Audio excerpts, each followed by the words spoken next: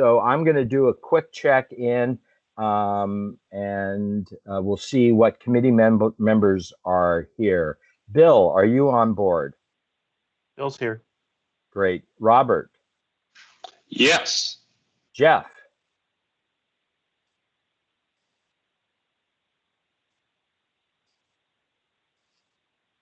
Okay, we have 3 out of 4 present.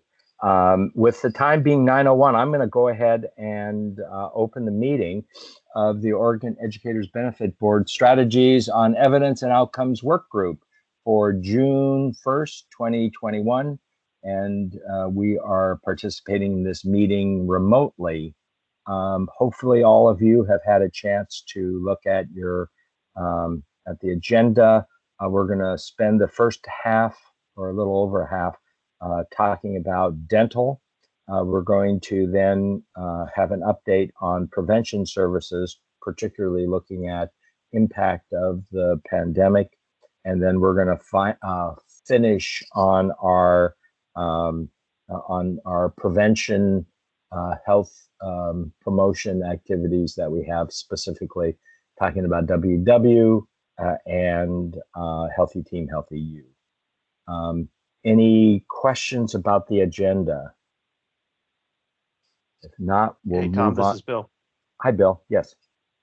Hey, I don't have a question about the agenda, but barring any big change in circumstances in the next week, as we finalize the election, just want to let you know this will probably be my last SEOW meeting, as I won't be a board member. I won't be a school board member at the end of the month. Oh, So just saying that, now you know. If you didn't know, now you know. I didn't know, and your absence will be felt. I've really enjoyed your insights, and thank you so much for you. You were the volunteer member to SEOW, and then formally became a member, and your presence has been really appreciated by me. So thank you so much. And I really enjoyed participating in all this stuff. Sadly, I lost by 68 votes, but nevertheless, but barring a change this week that they finalize, that'll be that. Okay. Well, again, Tom, I also want to say, Bill, I'm really sad that if we lose you. You've been and since I've been here, you've been the voice of reason and an integral part of what we've been doing on both the SEOW and the board. Yeah, absolutely. Okay. Again, well, thank you. I really enjoyed that, but let you know. Thanks. Yeah, thank you so much, Bill. Okay. So the next topic is the synopsis. And for those of you who are on the phone or in the meeting, as Glenn and I talked about, there are 2 elements of the in the synopsis. One raised by Bill, where he requested cost share per member per year breakdown by CCM versus non-CCM, and I had asked for the similar type of breakdown for risk scores for MODA's CCM versus non-CCM. And Glenn will take that on to the follow-up meeting that he has with our health plans on Thursday, and we'll get back to the committee on those requests. So other than that, is there any other comments or adjustments that people want to make to the meeting synopsis from April the 6th? No. If not, I'll accept a motion. So moved. Seconded. Thank you. All in favor? Aye. Aye. Aye. And we still doesn't sound like we have Jeff yet. Okay, well, let's move forward, and we for our dental report, we have 2 different ways of looking at it. First, we're going to have the our consultants, Willis Towers Watson, review their annual report, and after that, we'll then have the 3 dental plans come in and talk about their experience, particularly the COVID impact. So we have Brad and Doug, I think, on for the first presentation. Are you two on? Yep. We're here. Excellent. Okay, so ready, set, go. All right. So I think, today we're going to be talking through kind of the consolidated look at the dental plan for the last plan year that covered October 19 to September 20th. So here we take a look at a number of various statistics and really helpful in addition to, we like to hear the detail from the plans, but it's also nice to be able to get a consolidated view of, kind of what's happening from the data warehouse. And Doug is going to walk us through that today. Great. Well, thanks everybody. And it's great to be here on a sunny Tuesday morning after the long weekend. I'm Doug Borlier. I think I know most of the folks on the phone, and I've worked with OWEB and a lot of the kind of the detailed nitty-gritty data around the medical and dental plans for several years, and it's great to be back here today. We have taken the dental report this year and kind of done a similar thing to what we have done with the medical report, and that is to create almost a standalone executive summary that incorporates the highlights of the plan performance for the year and can be used as really as a standalone, tear off few pages that emphasize the key results, just like we did for the medical plan, that we think that everybody should be looking at for across the board for any of the healthcare related plans. So specifically what that means is that we've summarized the membership and the cost, so the dollars, the consumption or the use, and then also some key measures around dental health. So in this particular report around dental health focuses a lot on how people are using the incentive plans and participating in a lot of the preventive care activities that are offered. The data for this report is it comes from a combination of two places. One is directly a request that we make of the three dental providers.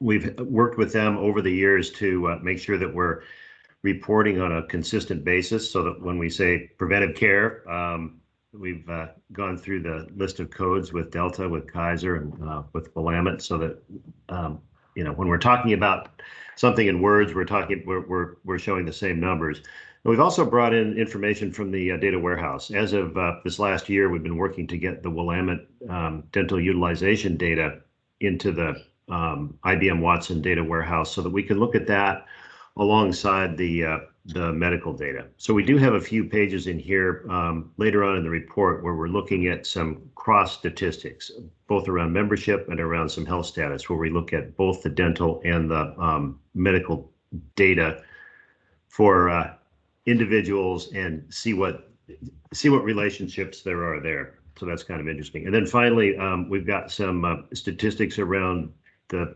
performance and the utilization throughout the COVID pandemic period, similar to what we did for the medical side. So with that, as I said, what we're looking at here is cost, utilization, and health. Health meaning preventive care. A couple of big things that have happened over the last couple of plan years are in terms of plan design and plan changes. There have been some tweaks to the Delta dental plans for covering composite fillings, nitrous oxide, night guards, etc. Kaiser and Willamette has had some adjustments in copays. And then for the 1920 plan year, there have been some, I think, fairly broad plan changes, especially around the exclusive PPO for dental. But there's also been some adjustments to some of the preventive care coverages. And Brad, I don't know if you want to if you have got any other comments around specific plan changes. No, I think, as you mentioned, most of those were designed to enhance and encourage preventive utilization. And then as a reminder, we had a pretty big change coming up with the addition of a new plan for the next 21-22 plan year. So. Right. As with the medical plans, the membership is very stable. Once people are signed up for a particular carrier or for a particular plan, they tend to stay there. As you can see, so slide 4 that's up on the screen right now is a composite of membership information, dollar information, some specific population statistics, and then a high-level look at how people are consuming care. So this kind of has all those elements on one page. But kind of just for the population distribution, Willamette continues to have a younger population,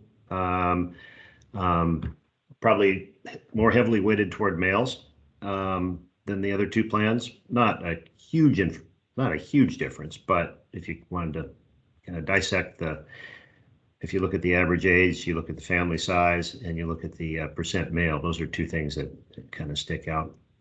Covering about 140,000 members year over year, prior and current year. And if you look in the top middle, the big chunk, almost 100,000 are with Delta. And then it's fairly consistent between Kaiser and Willamette. It's about 18,000 for Kaiser and about 22,000 for Willamette. So the next two layers on top of those bars. So that's the distribution of where the people are. Total spend in the top right, you're spending about, prior year, you were spending about almost $80 million on dental, and that dropped to about 66 million. So you did have a pretty significant drop. And we've got, I think, an interesting graph that's very consistent with what we've seen for COVID consumption across medical and dental coming up a little bit later. So it kind of shows that the dip and then the demand kind of coming back. But you can see again how the dollars are distributed among Delta, Kaiser, and Willamette. And that's fairly consistent with how the members are. No surprise there.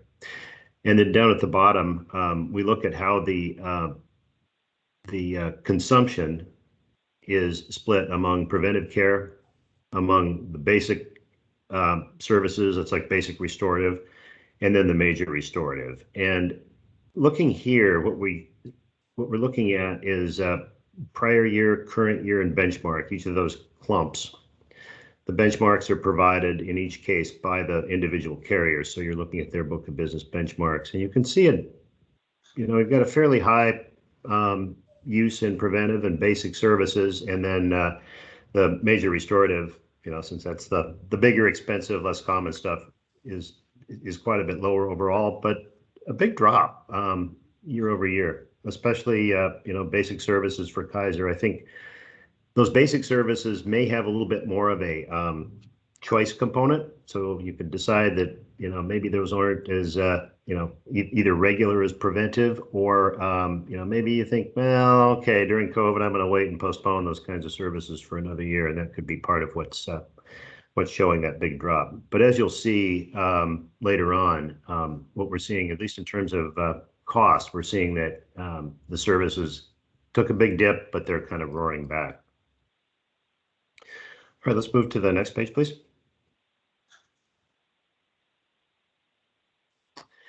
So here we're looking at Doug. This is Tom. Oh yeah. I don't want to derail it, but I want to have a conversation about that drop from the 80 million to the 60 some odd million for the plan year because of that. And it would be interesting to have, I'd like to, when we get to our wrap-up conversation, I'd like to spend some time talking about that. That's all. Okay, that sounds good. And we've actually, like I said, there's I think a pretty nice illustration that shows the, quite a bit of history plus that drop that might facilitate that conversation too. Great. In a That'd couple be of perfect. slides. Yeah, great. Thank you. Great. So here's kind of the next, we basically got two executive summary slides. So we've shown the basics around cost and utilization, and here's a little bit more information to expand on that. So the top left, we're looking at cost share. So this is the solid parts of each bar is what the plan pays, and then the hash mark kind of blurry up at the top is what the member pays. We've got Delta on the left, Kaiser in the middle, and Willamette on the right. And you can see it's pretty close to a 80-20 split for Delta and for Willamette, and it's a little bit more of a 95 or 94-6 split for the Kaiser plans in the center. Over on the top right, this is where we bring in the information from and we look at the medical and the dental side by side. So these are looking at people with, if you look at the top of the bar, we've got people with medical and no dental, and then people with medical and dental. And if that's the bottom. So most of the people in your plans, we've got some more detail about this later. This is just kind of a high summary. Now, I do want to talk a little bit more about that as we get to that detailed slide. But this is where we look at people with, like I said, with medical only or with medical and dental and across the plans. And then finally, to dig a little bit deeper into the prevention, we look at most of the data we look at is a snapshot based on year over year, but sometimes preventive care can be a little bit misleading, because sometimes preventive care might cross over a plan year. So for example, you might get nothing in one year, but kind of, on the next month where a new plan year starts, you might do your preventive care at the beginning of that year and at the beginning of the end. So sometimes that gets a little bit distorted. But so what we've done here is done cumulative look. So we look at members with one or more cleanings in the past 12 months, past 18 months, and the past 24 months. So that's what we look at for the left, the middle, of the right. And we can compare prior and current year. So Delta Dental are the two groups on the left, Kaiser the two groups in the middle, and Willamette the two groups on the right. And you can see that it's fairly flat actually for Delta. So people tend to be going in for their cleanings probably more than once a year on average for the Delta plans. For Kaiser, if you just look at that snapshot, and similarly for Willamette, that snapshot 12 months for the current year, it might be lower than half, but then you start looking at, okay, well, 18 to 24 months, then it starts to look a little bit more like the like the Delta plans. Some of that may be a difference in philosophy about how often people really need to have cleanings. I've heard from a couple of the dentists that we have on the Willis Towers Watson staff, and I think I've heard from folks from the dental plans here that that twice a year is not always the recommendation. Sometimes it's a little bit less than that, and depending on age and so forth. So that may be since the Kaiser and the Willamette are a little bit more of a managed style arrangement. That might be why if you just look at those annual snapshots, that the percentages can be quite a bit lower. So any questions on the executive summary? Again, this is where we brought forward what we think are the key statistics around people covered, dollars spent, how the services are consumed, and how the general health care is being addressed through preventive care. It's very helpful. And I have a request from Rose when we do the SEOW review. If we could have these slides available, I'll use them to talk about the dental review. Sure, no problem. Thank you. Mm-hmm. Okay, great. Well, let's skip ahead into a little bit of the detail. I know we've got probably about 30 or 40 minutes, and Tom, I think you wanted to talk about a couple of things in detail, especially around the spend in prior and current year. So what I'd like to propose is that we hit a few of the highlights going through the report. I can kind of direct folks to where to find some more detail, but not go into too agonizing detail about every page in the report. Does that sound like it's an okay approach? Okay. Well, why don't we flip through a couple more pages to page 9, if you please, Rose. There we go. So this is where we're looking at month by month by month, going back to 2017 for Delta on the top, Kaiser in the middle, and Willamette on the bottom. We have 3 lines in each group. We've got the bottom one, which is the major restorative stuff. We've got the middle one, which is the basic restorative, and the top, which is the preventive care. And if you look, the COVID period is really that shaded period over toward the right. So you can kind of see what if you look to the left of that shaded period, you just kind of blur your eyes a little bit. Don't focus in too much, but look at the peaks and the valleys, and you can see what your consumption has looked like for the past, well, back since October of 2017, up until you hit that blur. So usually you have a blip right around the end of summer when people are thinking about going back to school, and then it's fairly consistent. Maybe some dips around the winter holidays when everybody's off skiing and not thinking about going to the dentist and that sort of thing. But that's kind of been your classic pattern for all 3 groups. Then when you hit COVID, you can see pretty much all across all 3 groups, they take that big boom nosedive. And then if you look to the right, and really it's pronounced on the diagnostic and preventive care. I mean, that's the kind of thing that's like, all right, I don't have a toothache. I'm not going to worry about going to the dentist. If it's COVID, I think I'm going to wait and kind of see how things shake out. But you can see that as we're getting toward the end of last summer and into September, it really starts to come roaring back. A little bit slower for Kaiser than for Delta and Willamette, but you can see that you probably got the highest peak right in August, kind of right before school started in 2020, and then it starts to level off again. So in terms of services and people going to the dentist, I mean, that's really started to come back, and it came back fairly quickly. I see this roaring back as being a lot faster than it did, for example, on the medical side. The major restorative, the one on the bottom, I mean, that's fairly low to begin with. And, I would think that if somebody has something that's really serious that has to get done, they're going to go to the dentist and get it done. So that's not really showing much of a variation at all. And it hasn't traditionally.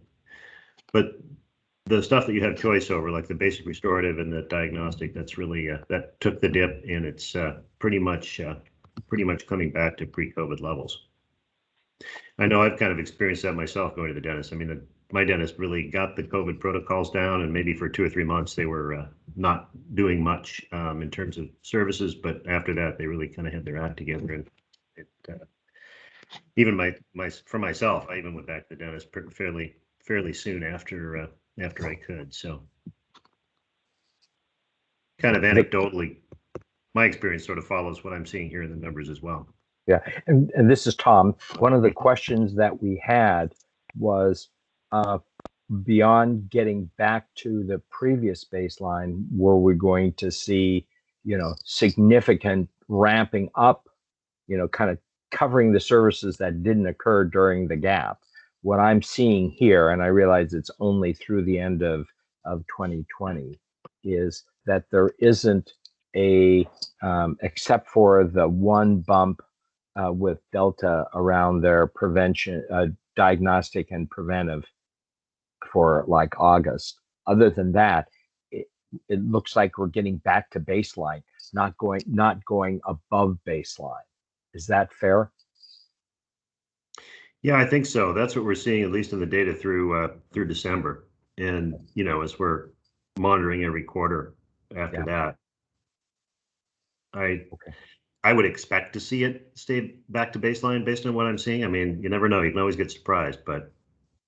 Well, that was again. That was one of the big worries was, and it was actually part of our conversation when we were looking at rates for 21-22 was, is there going to be utilization above and beyond what was present, 2 years before? In other words, a catch-up period, and it looks like there hasn't been that yet. Right. Hey, Rose, I Tom. just wanted to make Yeah. sure, Rose, that you know you're presenting your email. Your email. Yep. Yeah, I was going to say that too. There you go. Okay.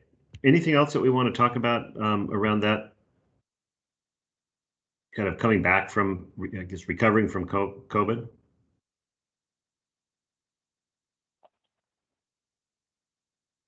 Okay. Let's hit a few more highlights going through the report, and then we'll kind of wrap up the presentation with some discussion around the details of preventive care, since I think that is that's definitely a focus.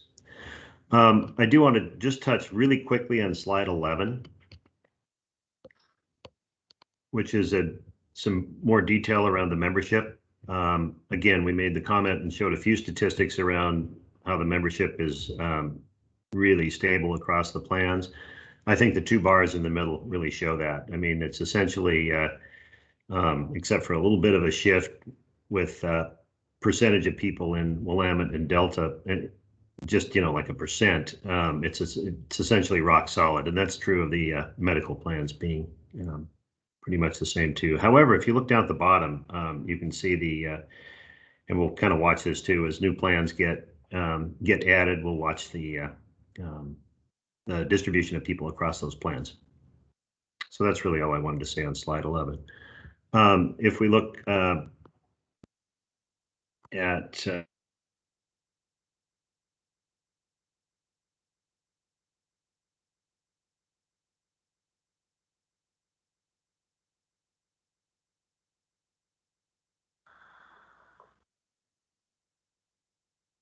It looks like we've lost Doug. Yeah, Doug, you're frozen up there. If you can hear us.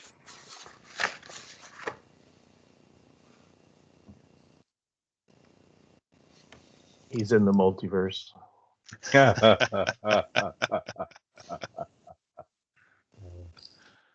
right. I'll give him a minute to see if his internet catches up, and then we can. Morning, gentlemen, or Jeff, folks. thank Yeah, you. sorry Jeff. to be a little late. That's all right. All right. Glad to have you on board. Let me just check in with him really quick and see. Okay.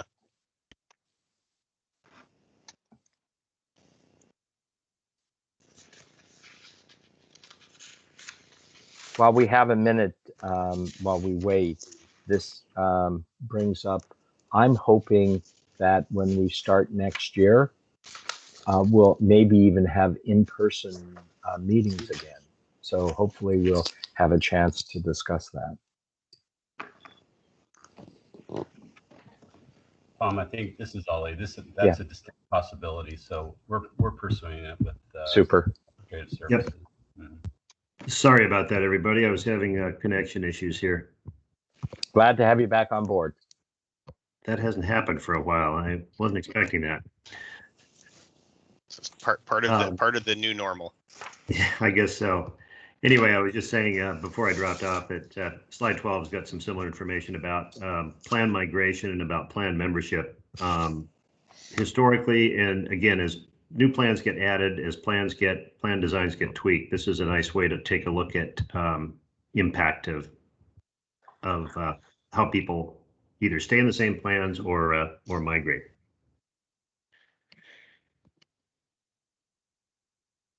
All right, a few more highlights. I'd like to switch to slide 17, if we can.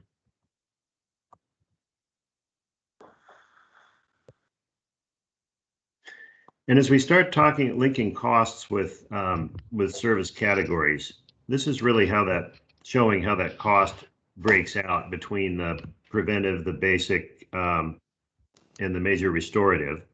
And also we've added the ortho on here. And the thing here is you can see that with, especially with Willamette, orthos, it brings up a fairly significant piece, about between 15 and 17% of the total. The amounts that go toward the preventive are fairly stable from about 40 to 42%, which you can see over on the left. And that's really, you know, as the plan designs have orthodontia in them, that really starts to be a more significant piece of the pie. Delta, we're showing the totals, and I believe a couple of the Delta plans do not have ortho in them, so that's why the percents are fairly low there. But this kind of starts to make that bridge between the dollars and the use of services. The next few pages are really kind of some detail around that, but I'd like to call attention to slide 19, if we can slide a couple more down.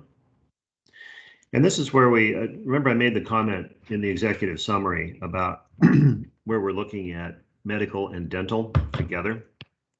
And there's one graph in there, it may be a little bit hard to read, but this provides some more information around the people who have both medical and dental, and who have medical but no dental, and then also medical and dental within the same carrier. I think the top graph is kind of interesting because this is where we look at Moda Medical, and then with Delta Dental, with Kaiser Dental, and with Willamette Dental. And you can see how the people break out there.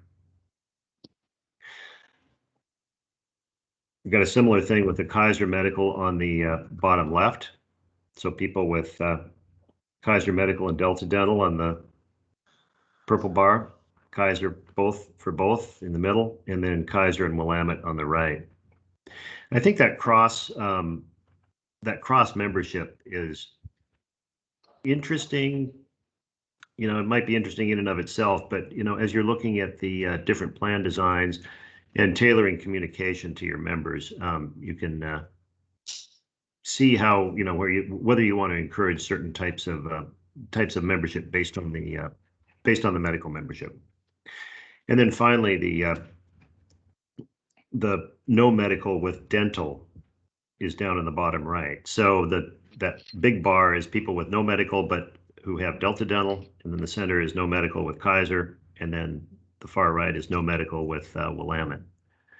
Oftentimes, you know, if you've got both spouses with coverage, you know, you might have people with better coverage for a spouse working someplace else, where but better dental here, and that can be useful when you're looking at, again, how you're tailoring pricing and cost, if you're encouraging people to either encouraging or discouraging certain types of membership. I mean, sometimes there's specific desired outcomes around spousal coverage, and you know, this may be a statistic around that's interesting around that. Okay. Any questions so far? All good. Okay.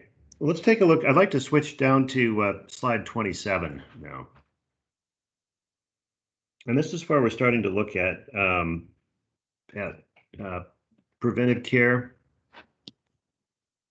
There we go.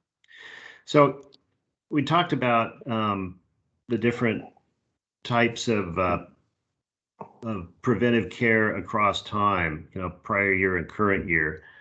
And we looked at the overall, you know, historically back to 2017, and looked at the drop, you know, through COVID and beyond. But here's breaking out how that looks among the different plans.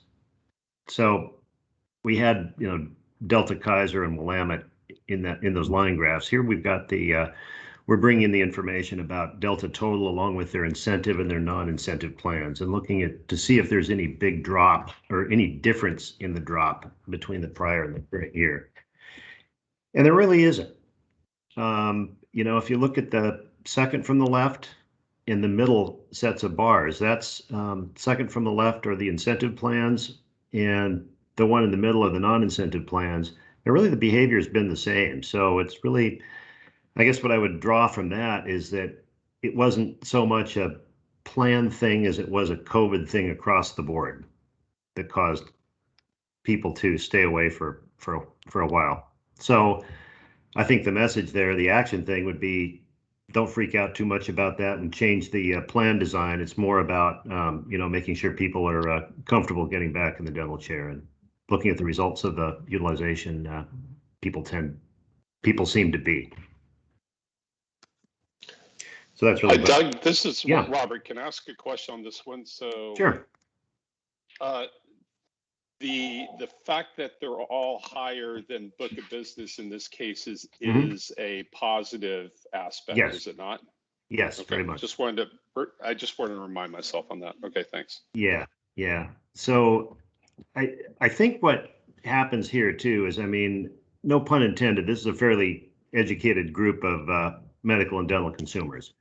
They understand benefits. They tend to use them appropriately. They get in, make sure they get, go to the dentist and get a checkup periodically, make sure their kids get in and so forth. So I think that's probably above the norm, if I just looked at, everybody in the state of Oregon, or for that matter, everybody in the country. Teachers tend to be much more intelligent consumers of their medical care. A couple of other things I want to talk about around plan design too. If we go to slide 30.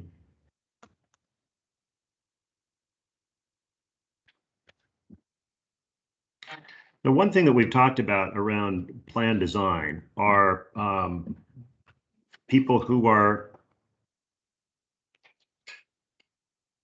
number one, enrolled in the different plans, and number two, people who are hitting their plan maximums. So this is a first look at or people exceeding their plan maximum. So here's the first look at who's in the various plans, including the EPPO, the fairly new design. And then if you look at the, I know this is just kind of a table, but we've got a little bit more information about this in the next couple of slides. But if you look at that column that says percent of members exceeding for each of the 2 years, so it's kind of in the middle and then over on the far right, you've got about 5, 6, 7% of the people who have bumped up or gone over that annual plan maximum. And just to remind you what that is for the different plans, that's the second column from the left.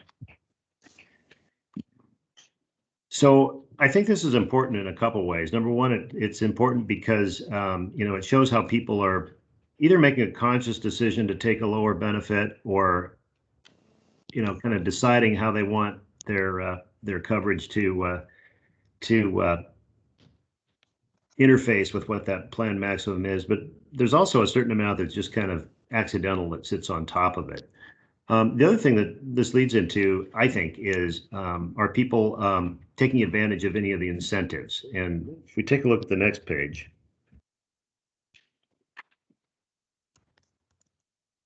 we've got the two incentive plans, which look at reimbursement rates for, are you using preventive care? I think it's for each year. So the Delta Plan 1 goes from 70 to 100 over 4 years with a $2,200 max, and Plan 5, similar thing, but with a $1,700. But here you can see the percentage of people who have met that 100% incentive. That means go to the dentist every year until they get up to 100%. And if you look kind of across the middle, it's about half for that Delta Plan 1, the higher plan, the $2,200 plan.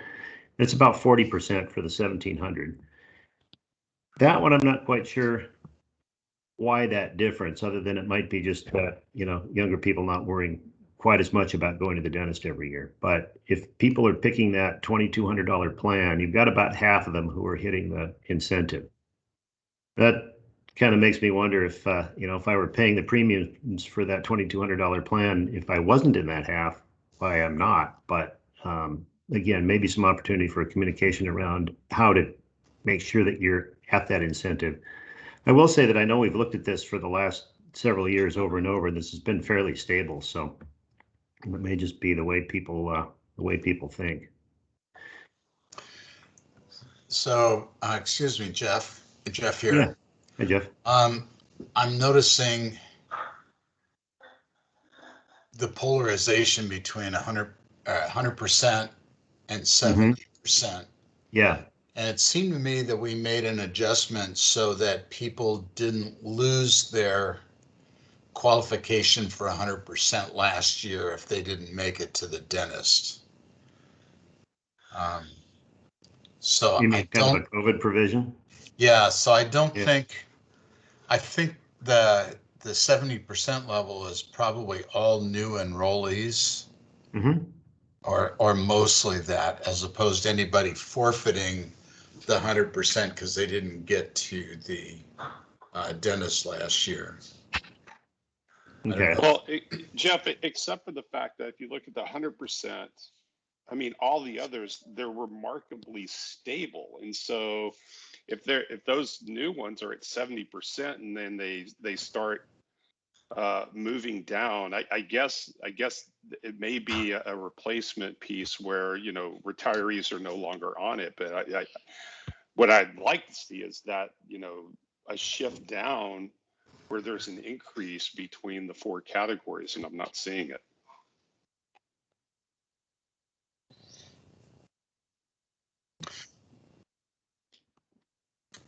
Well, Yeah, I mean that, you know, when we start thinking about it that way, there is, you know, you really need to go in and start doing cohort analysis, which yeah. can get a little bit on the complicated side. But I think that a lot of that probably there are people when they come on the plan and off the plan, you know, they're entering at that 70% level. And then slowly moving, you know, moving up through the 80 to the 90. And not everybody's going to move up to the 80 and 90 level. You are going to have some members that just hang around in there and don't go to the dentist at all. You know, but I think we would in general expect that to be some sort of a steady state number, and it's remained relatively constant. My guess is that the reason that we're seeing some of the counts drop at the 100% level is probably people leaving the plan or changing plans and things. So. Could we go back a slide, please?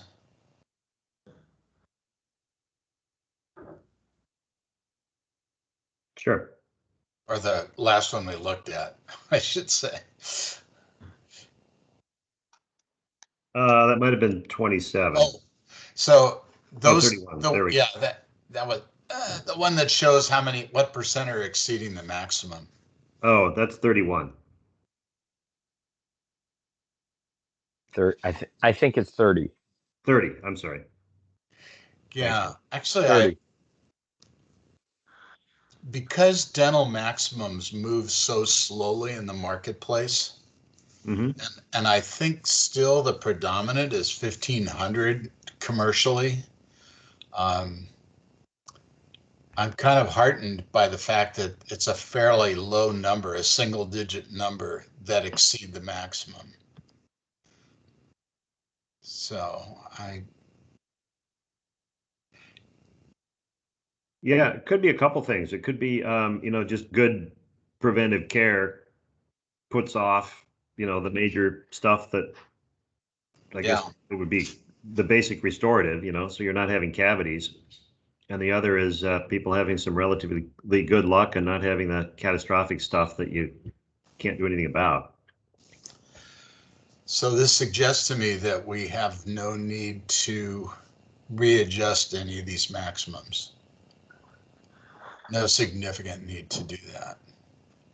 Yeah, I think, you know, plan one is still above the you know, kind of typical annual maximums.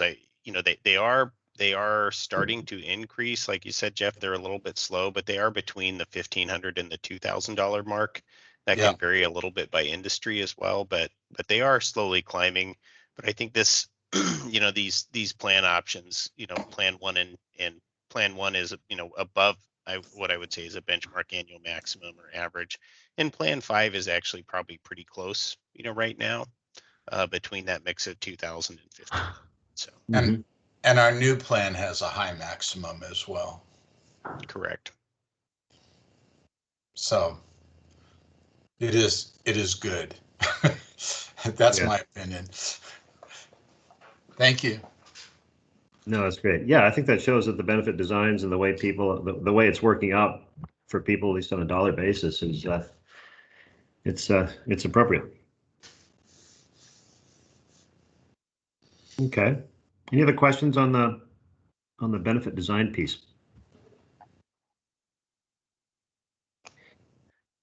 I wanted to talk a little bit about some more of the preventive care information that we have. If we can go to slide 32.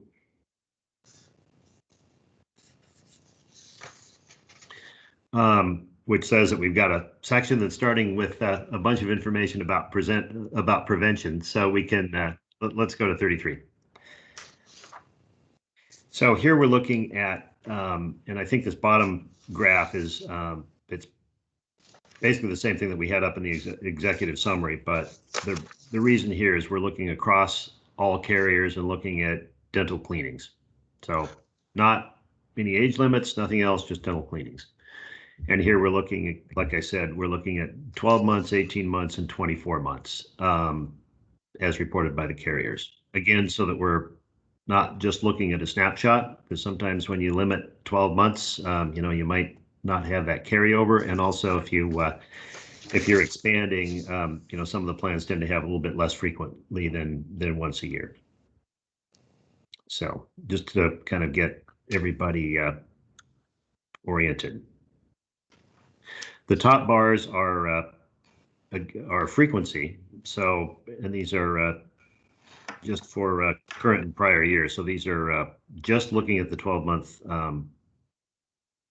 snapshots. So the top are people with 2 or more. The middle is 1, and the bottom is 0. And that's pretty consistent with what we see in the snapshot 12 months down below. But let's go into a little bit more detail, because some of these things are age appropriate. Some of these, we want to look at different age groups. So let's look at page 34, I mean. Next slide. So here we look at people under 19 and looking at least one preventive dental. I think at least the dentists have been telling us about our kids. It's like, get the kids in and, get the cleanings and get the dental care happening early so that you can, prevent any of the more serious decay. And again, if you look at the bottom, we've got similar patterns, but higher numbers for Delta, Kaiser, and Willamette, looking at people with 12 months, 18 months, and the cleaning within 24 months. And again, we're hitting about 75% for the Delta plans, both prior and current year. We're hitting about 2/3 for the Kaiser with a dip on the current year, and we're about 2/3 for Willamette Dental if we're looking at people with 1 or more cleaning over a 24-month period.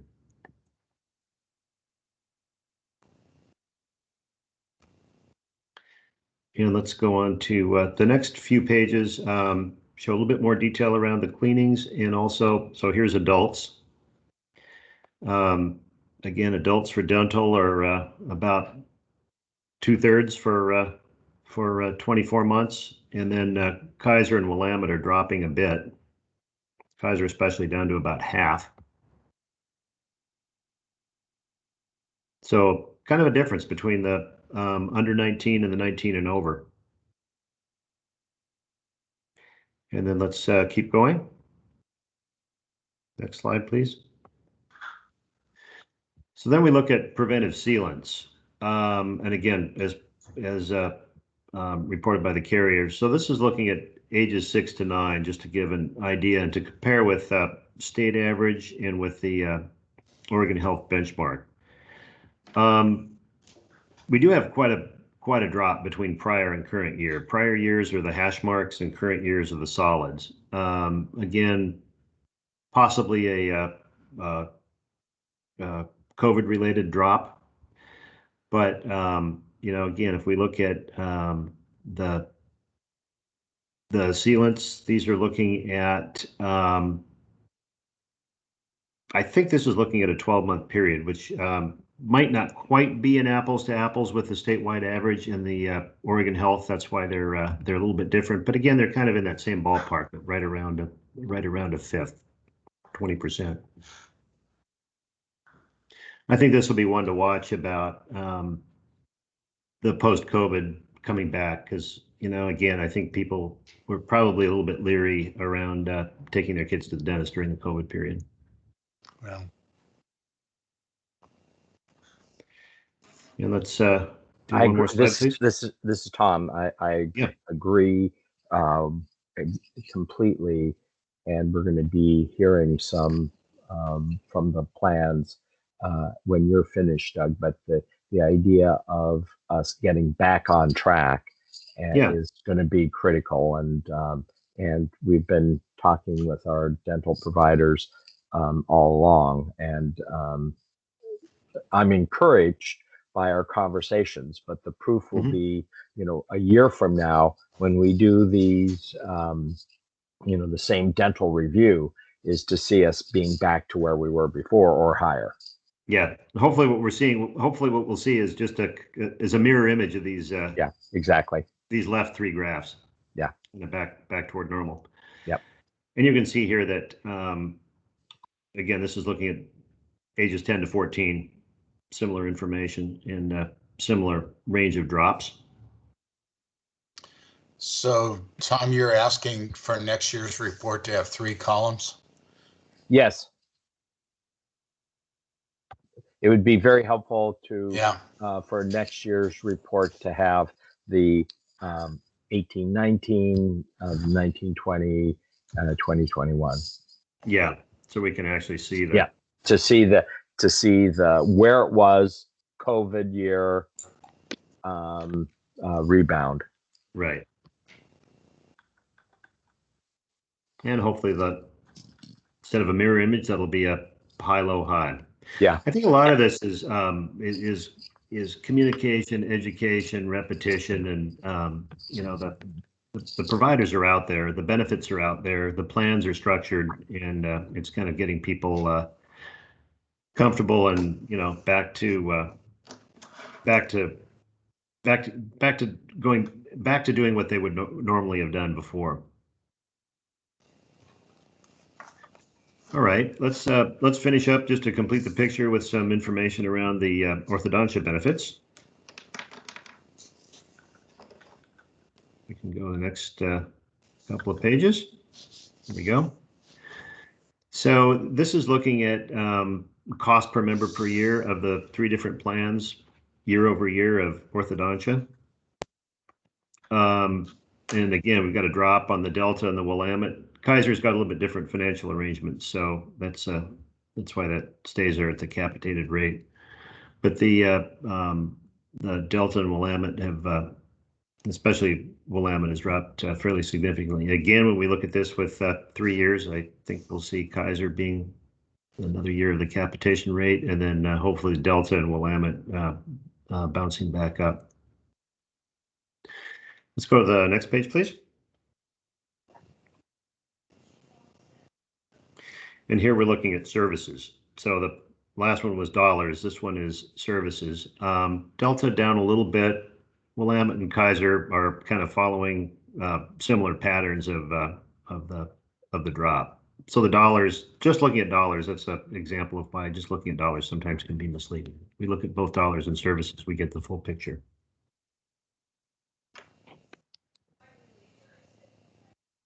All right, one more page, please. Again, here are the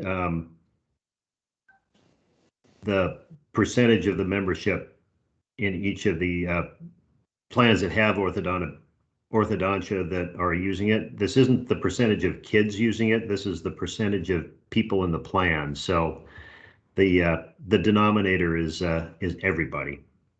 So you wouldn't want to see 100% for all of those.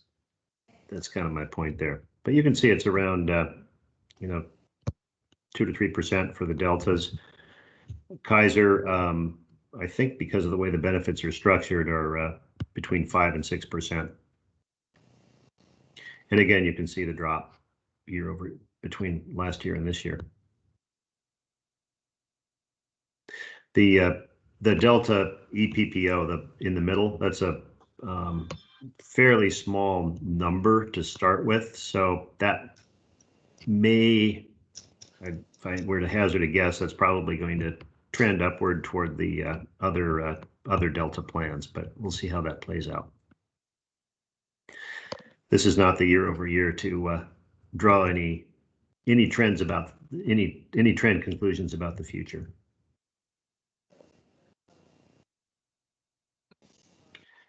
Yeah, let's do one more page.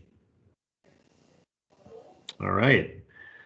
That brings us to the, now let's just freeze on the appendix page for a second. I just want to talk a little bit about what's in the appendix, and then we can stop and take any questions. Really, the appendix is a lot of the supporting detail from the graphs that we saw in the main part of the report. For example, if you wanted to really get down and get into what were some of the details in the basic restorative, there's a whole bunch of different individual line items there, and you can see the distribution about how people are using their benefits. We didn't really see anything that was way out of line at a high level, but you know, I'd encourage, if you want to take a look and see what's in there, to go down there to go down into the appendix and kind of take a flip through. Like I said, I didn't want to go over all that stuff in excruciating detail today, even though I love diving into data. But I would like to stop and see if there's any other general questions or anything that anybody else would like to see. I think our big message is we have had a constriction, and it looks like things are kind of coming back to normal in terms of utilization. I think you know, we've got people using preventive care. I think we've got some interesting information around who's enrolled in which plans for medical versus dental, and also who's not enrolled in medical and who is coming into one or more of the dental plans. And you know, just tracing out the migration as new plans or new benefit provisions are added. This is Tom, and the issue around utilization.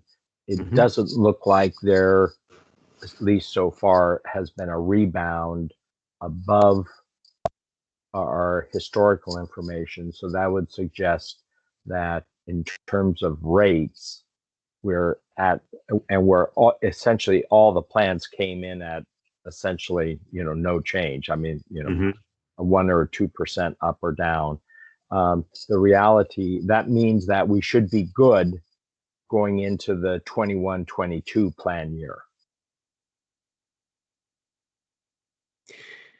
Yeah, at least from the information that we've seen so far, if you look at if we were to look at a longer average than just those month by month points, I think that's exactly what we see. Okay. You know, because that has always, that's been was the concern with COVID, would be, do you know, diminish demand, and this is for medical and dental. You know, when you diminish demand, is it pent up demand that then comes back and gets you on the other end? And at least so far, we have not seen it. Right. Okay. All right. Any other questions? Anything else from the committee members? Doug, thank you. As no, not for me. Okay. I appreciate it. I'm going to put my camera on with the risk of destroying my internet connection and wave goodbye and say thank you very much. All righty. There you go. Thank you Thank you so much. And as usual, Doug, clearly laid out, and yet a complex story, well presented. So we are now going to move into the conversation of the individual dental plans, and we're going to be diving into more detail around the utilization. We're going to start with Delta Dental. Carrie, you're on. Terrific. Can you hear me? I can. Perfect. All right. Well, good morning, everybody. And I am looking forward to those in-person meetings that you mentioned. I think I'm getting Zoom fatigue, if you will. So this today is a follow-up to the prior utilization updates that we provided to keep you abreast of the impact that COVID's had on dental utilization and the recovery that we've seen each quarter. And as I've done in prior updates, the information is broken down by service type, so preventive, restorative, et cetera, and on a services per 1,000 member basis. And this time I'll be showing a comparison of 2019, 2020, and then the first quarter of 21. But it is important that in the Q1 performance, there is some claims run out lagging. So you'll see some graphs kind of take a dip down that I wouldn't draw any conclusions from. I've also, you're going to see a number of the same graphs that I've presented in the past, but I've tried to look at things a little bit differently. And so I have some new information to share with you as well. Go ahead and go to the next slide.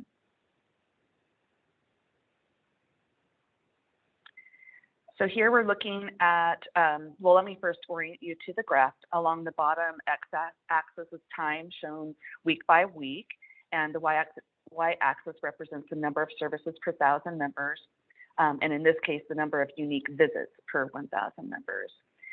Throughout the deck, you're going to see 2020 performance is in the blue, and 2019 is in green, and the current year is in the dark blue. And for our purposes today, because we've gone over the year-over-year 19 to 20 in the past, I'm going to be concentrating just on the Q1 performance. And so you can see here that we're fairly in line on a unique visit count per 1,000 member for 2021. Go ahead and go to the next slide.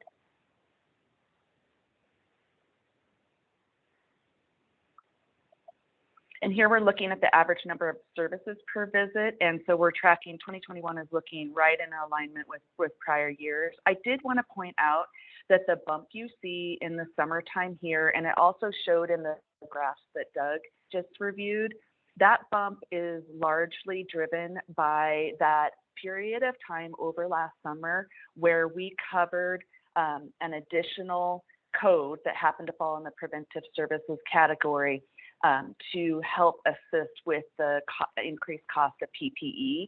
So again, for the bump that you see on here, don't draw any conclusions because that's really what's behind it. And in some slides that follow, as we look into preventive services breaking out, we've removed that code so that you're looking at true preventive services. Go ahead and go to the next slide.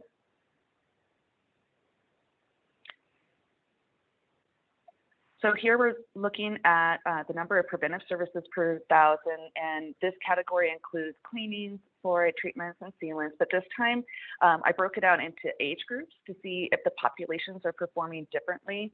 And we can see that the adults are performing better than the children. So, and again, Doug mentioned this before, but I think there's a really great opportunity to educate members on the importance of children going to the dentist with a strong emphasis on the safety of seeking dental care during the pandemic. And hopefully the further we get into population vaccination, you know, maybe some of that will just naturally alleviate. But there are some indicators in the slides that I'll show you where I think we need to focus on the kids this year. That's a takeaway for us, but also I think an opportunity for member education. Any Terry? questions? So yes? Yeah. So I'm looking at the graph, and so is that like about a 10% decrease from prior years for ages 18 and under, or is it more than that? I think that's about right. I didn't do the math on that, Tom, and I'll go back and do that and make sure that we draw attention to that. But it's in that range. It's in the 10 to 15%. Okay, great. Yeah, and that's meaningful. You know, that's and it's not. I think it is still. You know, as we've looked at vaccinations, we're only recently, you know, getting the 12 to 15. So I think there has continued to be reluctance on the part of parents. And once we get kids vaccinated, I think we'll be in better shape. I am hopeful for that as well. Yeah. Go ahead and go to the next slide. So here we're going to break out the types of preventive services for children. So the top graph is showing fluoride treatments and the bottom shows sealants. And sealant placement, and this kind of mirrors what Willis Towers Watson presented, continues to lag against past performance. It is a concern of mine that it is not rebounding quite as quickly. So again, takeaway for us to do some education and hopefully an opportunity for OEB to educate members on the importance of sealants, especially during the pandemic, actually, because as we all have probably experienced ourselves, some of our eating habits have changed during the pandemic and maybe not for the better, and we don't want to miss an opportunity to get some sealants on and prevent cavities. Go ahead and go to the next slide. So here we're looking at just cleanings, and adults are performing really well in Q1 of 2021. So I'm really heartened about that. And again, we have just a little bit flatter for the kids. But I think we have time to impact that yet this year. Go ahead and go to the next slide.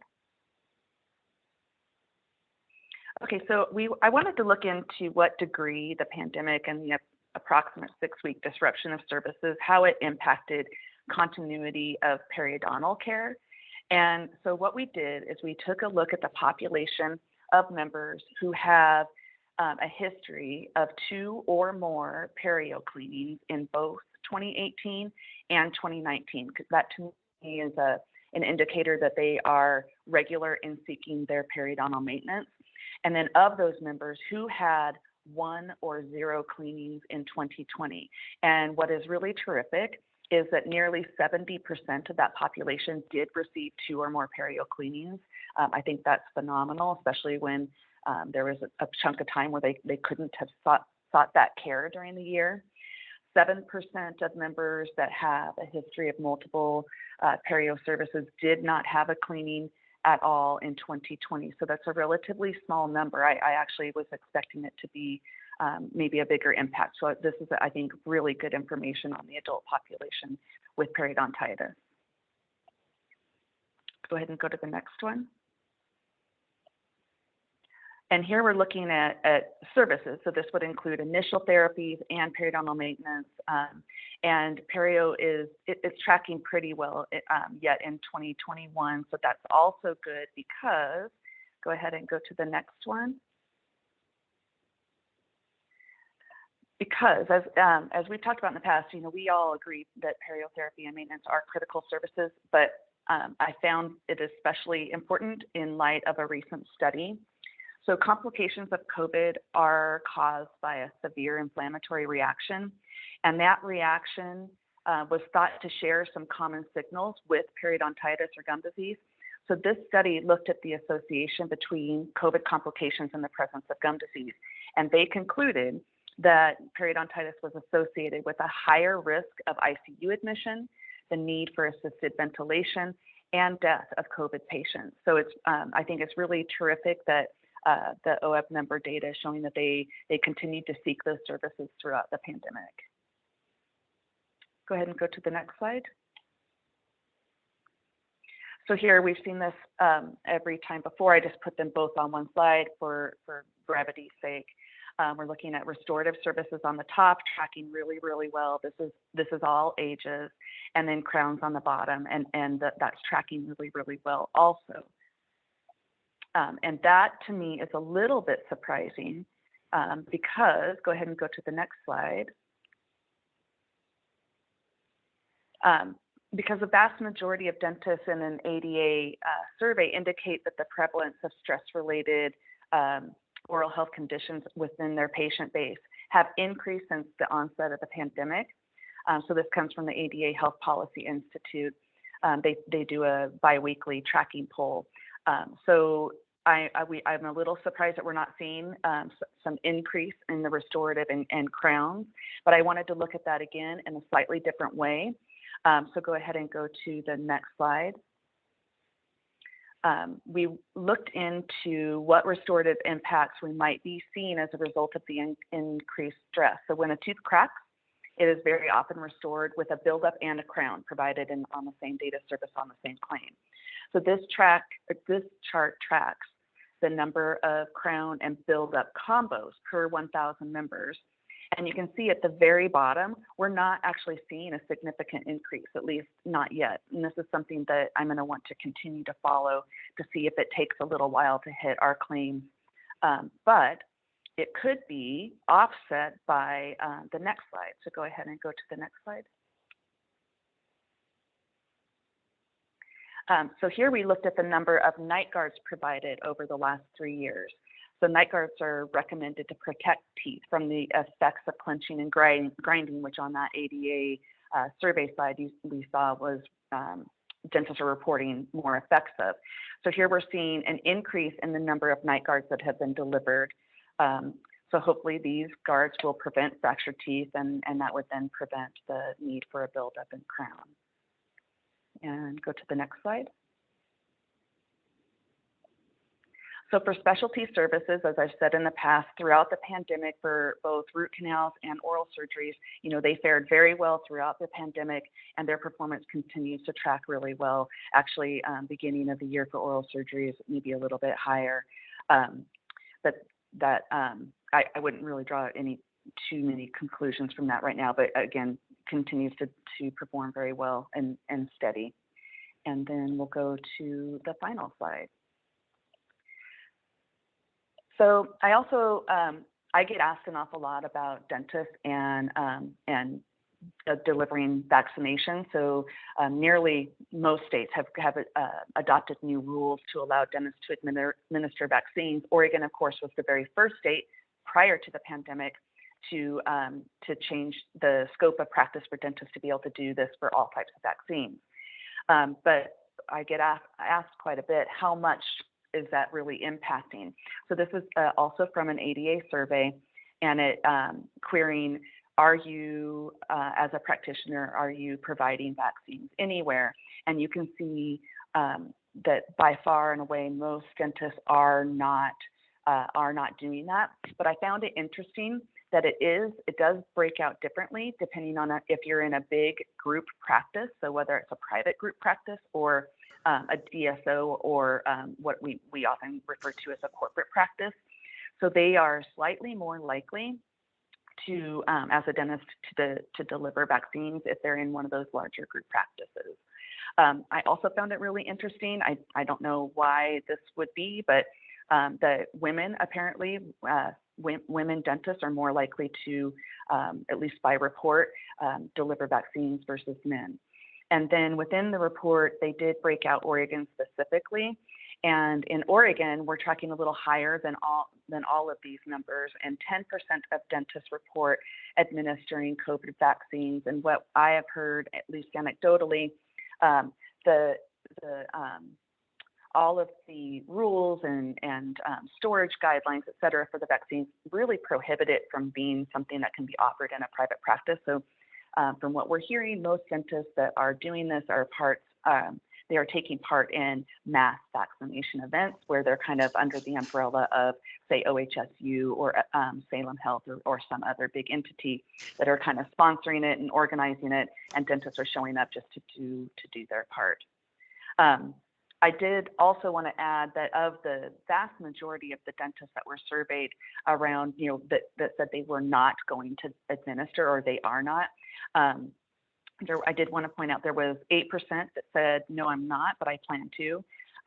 41% said they did not have the time or capacity.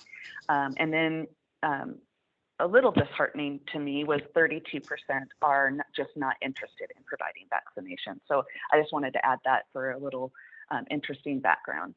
And that concludes my presentation. I'm happy to take any questions.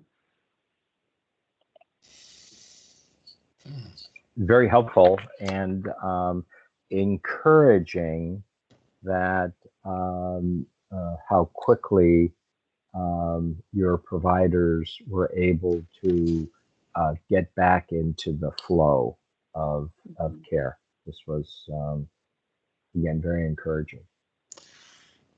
I did want to add one other thing, Tom.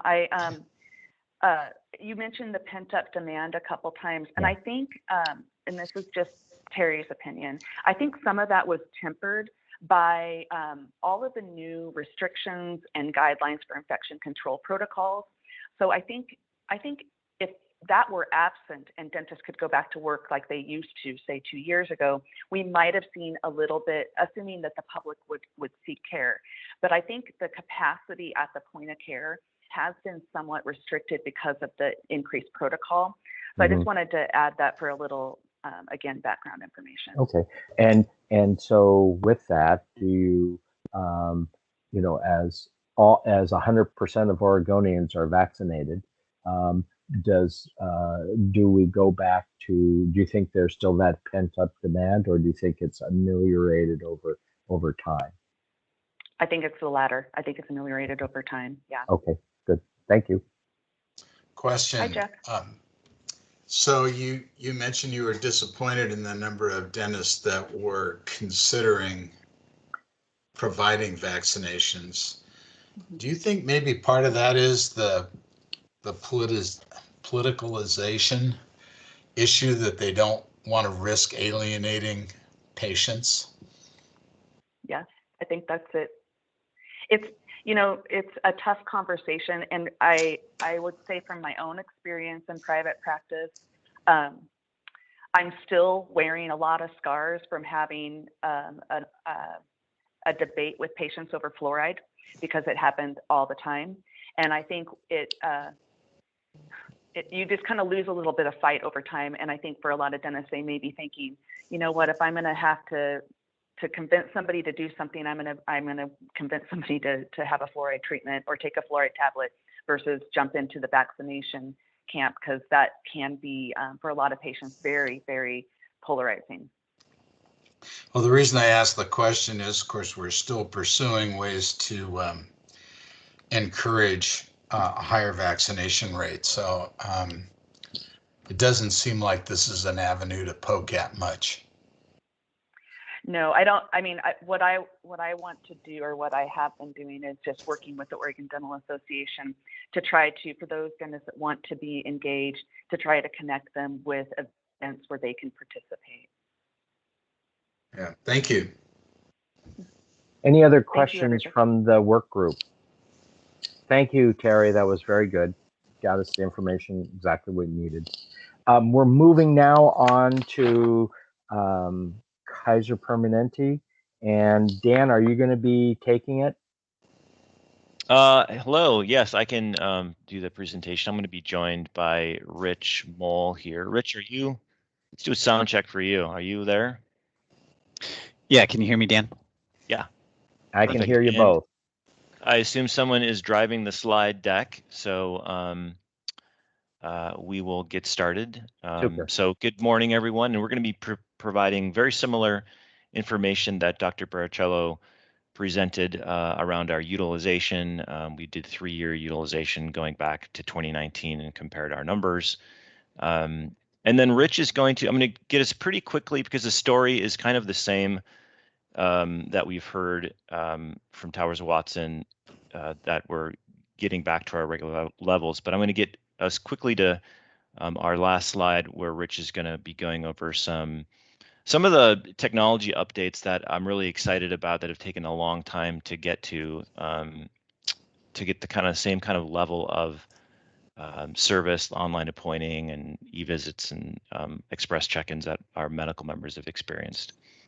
I also want to just really briefly mention that the carriers all met a couple times this last couple quarters about quality metrics, because that was one of the takeoffs from SEOW, is for the 3 vendors to think about quality metrics to monitor moving forward. And we all, I guess, reaffirmed our agreement that the HPQMC measures, the quality measures, the preventative services for kids ages 1 through 5, kids 6 through 14, and oral evaluations for diabetic adults, were the measures that make the most sense, given that those are the measures that all 3 carriers can get from their systems. And As this group is aware, there isn't any national standards on quality metrics industry-wide for dentistry, but that we all collect procedure codes and we all have demographics. So that's something for you all to consider, and we'd be happy to meet with you in a future meeting to discuss that further. Let's move on to the next slide, or the first slide. So this is I guess the main story of our utilization, which is that we are back to our 2019 utilization level, actually exceeding utilization per 1,000 members in comparison to 2019. But these numbers move month to month, so I consider this to be on par. And this is all services. Let's do a little bit deeper dive, and we can go into the next slide. This is diagnostic and preventive. We are a little bit above in March for diagnostic and at parity with preventative services for 2019 as we are, right as we currently are. And I am heartened by this just because, this is one area that we're particularly focused on over the next year, 2 years, is to increase our number of services, preventative services in particular for adults and kids. And we've got some targets and goals around that to try to boost that, as well as some planned improvements that Rich is going to be going over that should make it easier for members to get in to get those services. Next slide. And if anyone has any questions, please just chime in.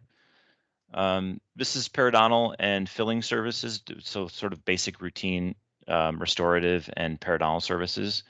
And here too, we are back to our 2019 utilization, services per 1,000.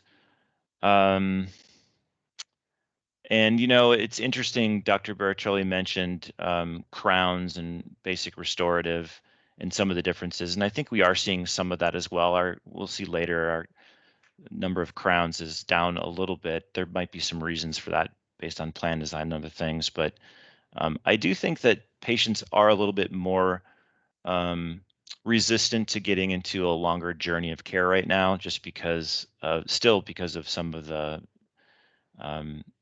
concern around COVID in the office and in health systems. Do you understand why it took so much longer for periodontic services to get back? I mean, there is some fluctuation in 2019. I think it's probably related to just the schedule density for and the volume of visits that we could accommodate. Okay. I think that should get better. Well, you are good. Yeah, in 2021, it looks. I just all the other ones were the huge dip, the gradual increase by September/October. You were pretty much to where you were before. So, and this is the only one that I'm seeing where it looked different. Yeah, and you may not know. So that's an acceptable answer also. Yeah. Next slide. So endodontics and oral surgery, these are services that when you need them, you really need them. So they tend to, they didn't have the same amount of change outside of the closure period earlier in 2020. So I expect these numbers to stay pretty consistent for the remainder of 2021. Next slide. Here's where we see a little bit of difference with dentures and partials. There's a lot of variation month to month in that, so I'm not sure that one is really telling us a major difference in trend. We were, in January we were at level with 2019 and prior to the pandemic. With crowns, we may be seeing a new normal just because of a few things. One thing is I think there is still some, like I said, reluctance to come in for a longer journey of care. Crowns are a little bit more involved procedures. We did have a plan design change in 2018, 2019, where there was a higher copay for crowns. So that could be suppressing it slightly. But the other thing I don't know the answer, and we'll know more as these the future months get plotted out here. But one thing we did do during the COVID sort of period when we were on a smaller number of visits was we instituted an operational plan where we basically treatment plans get kind of triaged into an acuity level or urgency level. And what we found was that was really helpful for us in helping to manage our access when we have a limited number of visits. But we've kind of continued that process because it does really help us manage access well. Crowns and some of the basic restorative services tend to be a lower type of urgency level. So these services might be deferred a little bit more. But I'm not exactly sure if this is a new normal or what we'll see as this trend continues. Any questions there? Or any other questions regarding our utilization? Because I think that's really the last one that I have. So Dan, you expect where we saw those numbers from Doug that showed, pre-COVID and the COVID year, where they were substantially down in terms of prevention services like fillings, sealants and things like that. You expect it to bounce back up to your pre-COVID levels. It looks like from these numbers that you'll be there. Yeah, I do. I do expect it to look very similar. Okay, great. Thanks. Let's go on to the next slide and I'll pass it on to Rich. Thank you, Dr. Pilstrom, and thanks everyone. My name is Rich Mole, Director of Operations at Kaiser Dental. I wanted to spend just a couple minutes talking about our efforts this spring in driving those preventive services. Obviously, it's been a discussion point amongst this group over the last year, and we have a pretty hardy step-by-step process where we're targeting those OEB members to bring them back into our offices. So if I could just first look at that first bullet point, you'll see some program initiatives on the left in orange, and then OEB-specific initiatives on the right in blue. And I'll touch on those. As far as a program initiative, what you're seeing called out is the Fastpass Initiative, which we've talked about as a group. It's a tech service to provide a open appointment more quickly and effectively for that patient if they choose to join that. And so we're going to be adding additional appointment types to that, including general dentistry type appointments. Right now it covers hygiene. But also right next to that is a targeted voice call reminder system that we have been implementing across the entire program since March, where we are calling out with about 800 pre-recorded messages a day regarding hygiene appointments and driving that preventive care. So that came out to about 30,000 calls since March. So again, those are program initiatives. However, of those 30,000 calls, a certain percentage are also spilling over into our OEB membership as well. Then if we talked about our stepped approach with OEB, we recently pursued a target letter campaign where you can see that we distributed just over 11,000 letters to OEB members who have not been in our offices for preventive services for a certain length of time. And I want to talk about some of the details of that coming up as we can look at those results. But moving past that, we are going to continue to target this group to drive them into our offices. We will have a kp.org message going out in July, and then additional automated call and text reminders in August. And then as an ongoing approach, all of our offices have a list of OEB members that they can call to fill appointments. And as their current wait lists decline, they target OEB specifically. But just to take a minute on that target letter and the results that we see there, you can see how we split up our OEB membership into 4 different tiers, and really defined those as the length of time they've been in our offices for preventive services. And we approach them by tier with those letters. And really, if I could draw your attention to that, the green boxes at the right, that's the action taken, what we saw from OEB membership after receiving those letters. Overall, about 14.5% responded by getting an appointment scheduled in our system, or it's scheduled for the future. Some of those resulted in some cancellations or no-shows. However, they are in our system. They can now take advantage of Fastpass. And we made contact with them. So we were pleased with the results of this early on, and those numbers will continue to go up as we continue to monitor this. I will say, if you look at Tier 4, that's obviously a large group of members that we have not seen for preventive services, and we're concerned with that low percentage of action taken at 5.1%. So this will be continue to be our focus of that group, to gain the attention of these members and drive them into our offices. With that, I'll just pause. Any specific questions on those early steps we're taking towards driving that preventative care? It must be very frustrating to get to work hard at getting people in and it not working. That's all I can say. I would agree with that, Tom. And it can be frustrating.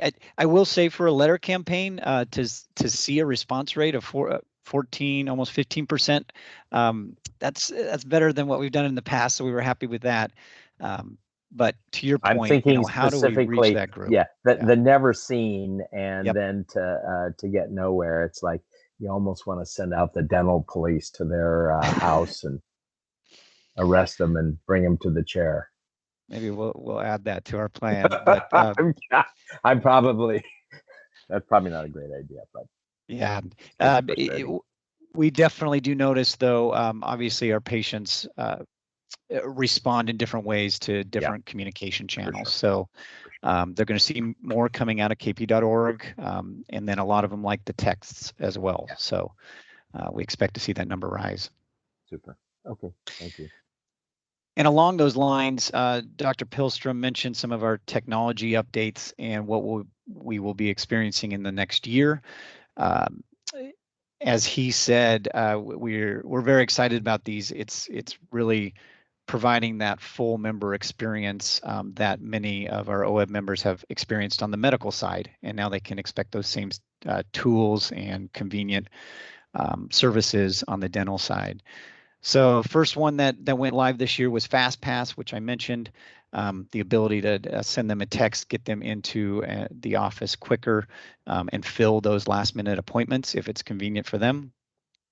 The next one will be, as you see there, kiosks and express check-ins going live at our dental offices, and that'll be towards the end of this year.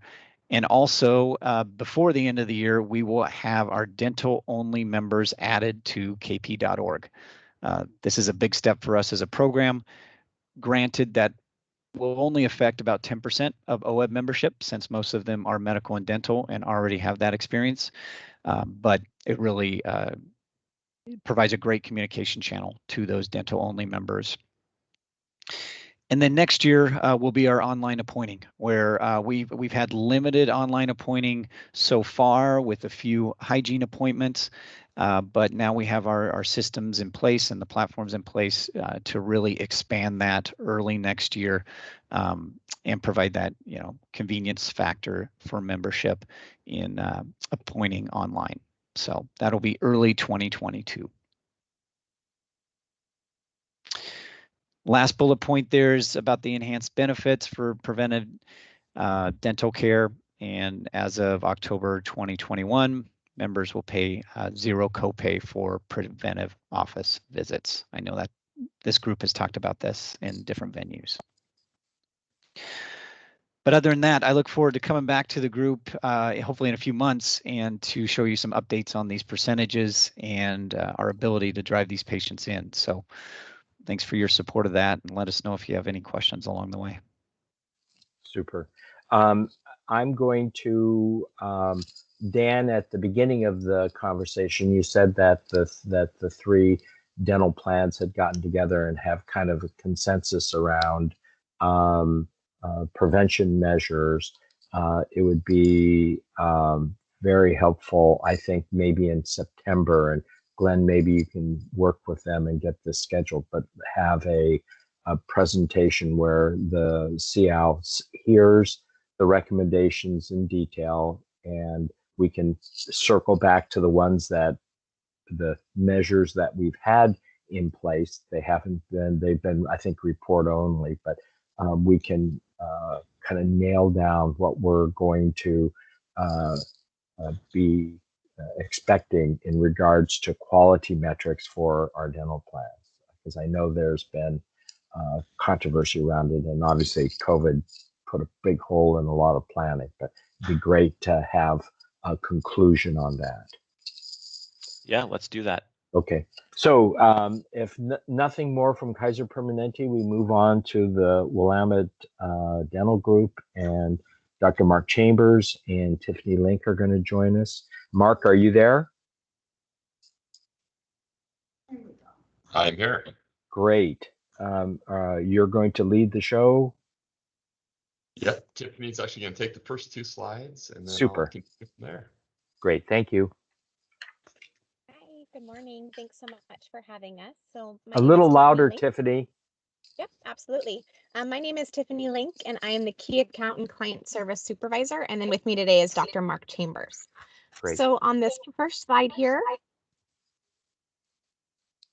is our overall appointment utilization. So we did a rolling 15 months of data to kind of see how COVID started off. You'll see that dip in appointment utilization, and then how it's kind of slowly crept back up.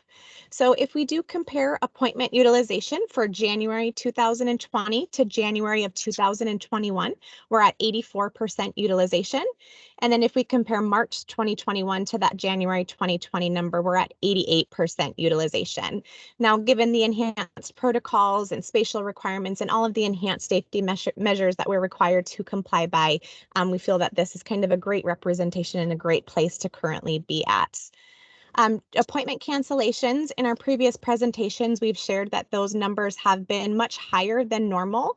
As we're moving to 2021, those cancellations are actually mirroring to the beginning of 2021, which is great, as that means that there is beginning to be some less hesitancy of scheduling than we've seen in the prior months, and that patient confidence of our safety procedures and perceived safety of dental care is improving.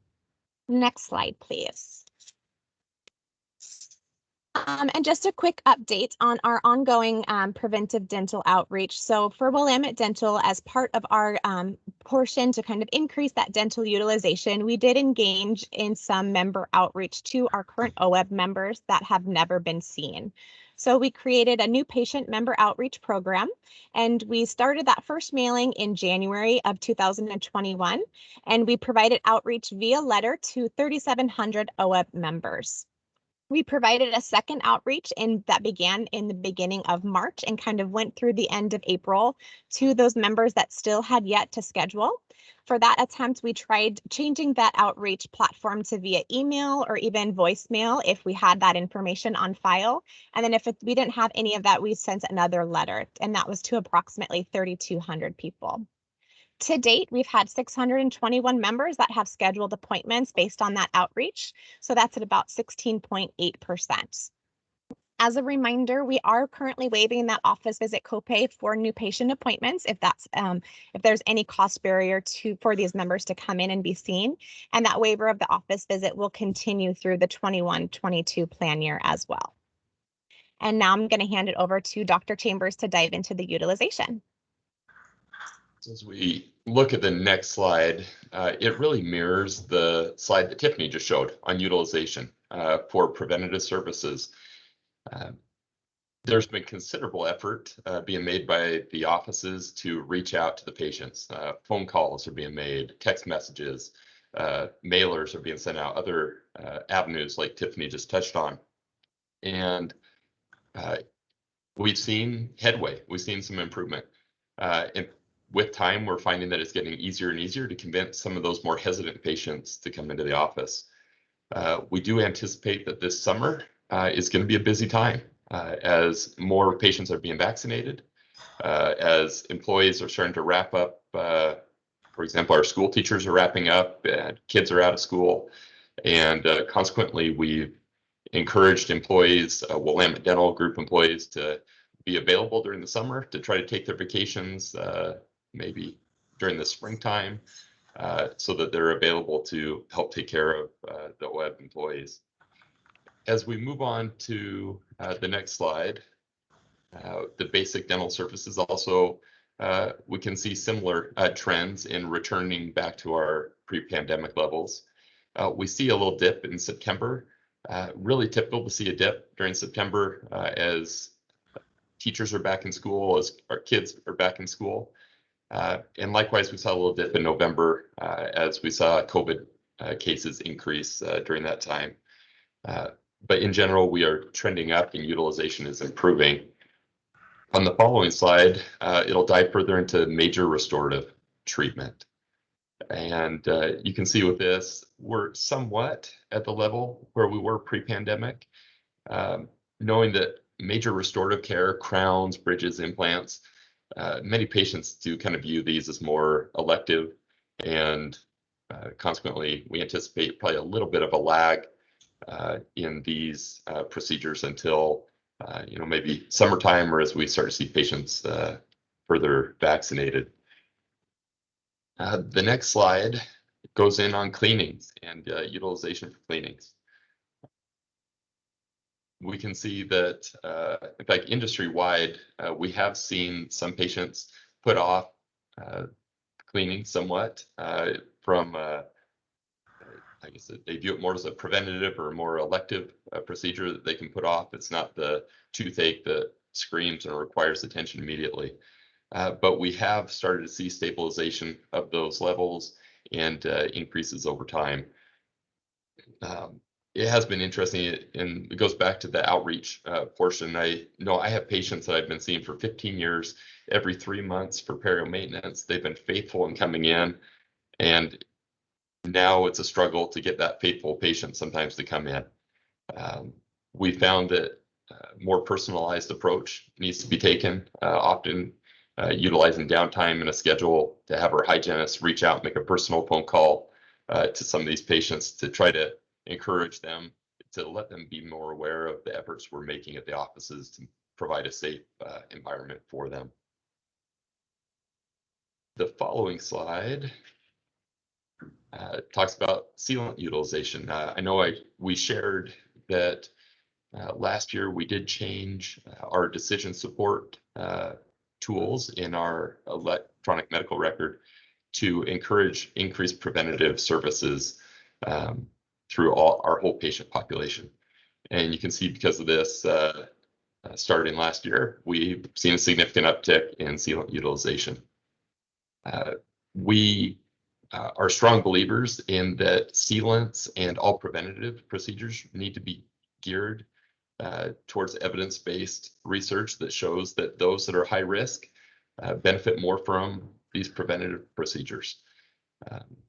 The following slide shows how when we look at our moderate, high, and extreme risk patients, that percentage of patients that are receiving sealants goes up considerably. And with that being the goal, that we want to target those patients so we're going to get the most benefit from. There was a recent evidence-based research study that came out looking at tailoring dental treatment off of the risk of a patient. It specifically looked at sealants. And in that study, it showed that for low-risk patients, you lose money in terms of decreasing risk to the patients, whereas with moderate, high, and extreme risk patients, we actually are able to save a plan money. And when it was looking at moderate, high, and extreme risk patients, it looked at the cost of delivering the sealant versus the cost of saved restorative treatment. And we're able to actually see a $1,500 savings per patient by doing those sealants on those patients. As we go on to the next slide, it talks also about fluoride and fluoride application. You can see our fluoride application is comparable to where we were pre-pandemic. But when we look at it on a risk-based level for patients, on the following slide, it shows that on average, about 98% of our patients that come into the office that have any kind of risk factors, that have had past history of decay, have recent decay, are receiving a fluoride varnish before they leave the office. When we look at the cost of delivering a sealant at $50 per tooth, if we have 8 teeth that need to be sealed, first and second molars, you're looking at about $400 of cost to OEB to deliver that care. For a fluoride varnish in the state of Oregon, the average rate is somewhere between $38 and $45 out there. So we look at wanting to utilize those resources of OEB most effectively and gear them towards those patients that need them the most. But we have seen trending in a positive direction in terms of patients returning back and feeling more comfortable. And I'm optimistic that as we start to look at these numbers next year, for all 3 carriers, that we're going to see an uptick in utilization and preventative services for those patients. Next slide. Any questions that anybody has for us? This is Tom. The 2 different things have hit dental offices for utilization for prevention services. One is hesitancy, which we've talked about. Then what we had initially was capacity. Offices were essentially closed except for emergency services. Then a significant limitation or change in the practice where procedures to protect both the patient and the staff were in place. Do you feel like that for Willamette Dental, you've addressed the latter part, and what you're dealing with now is only the hesitancy? In other words, you have the capacity to see people as they come in for the summer rush. Yeah, excellent, Tom. Great question.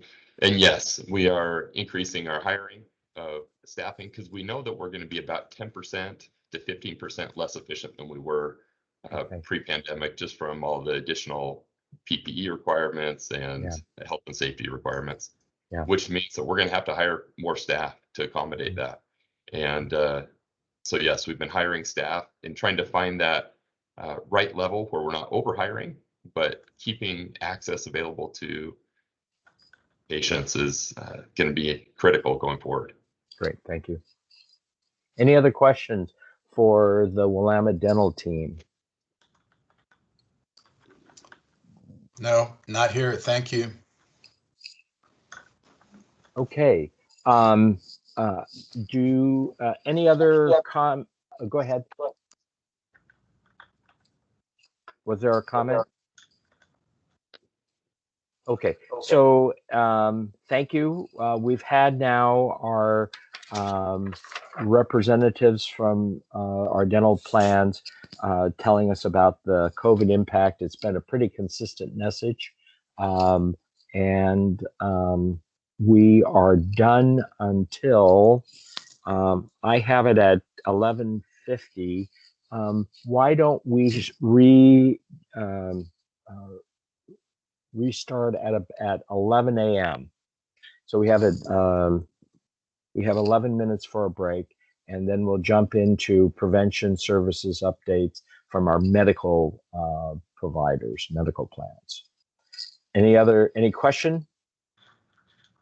Okay, so rejoin in 10 minutes.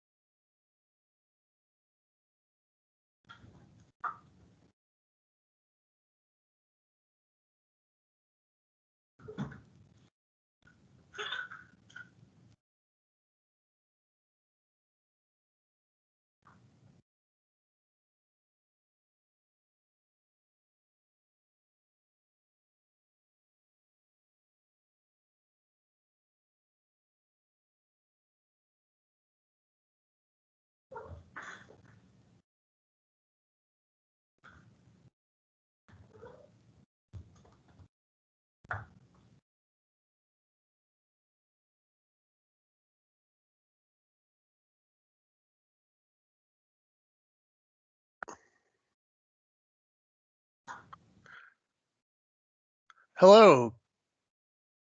Good morning.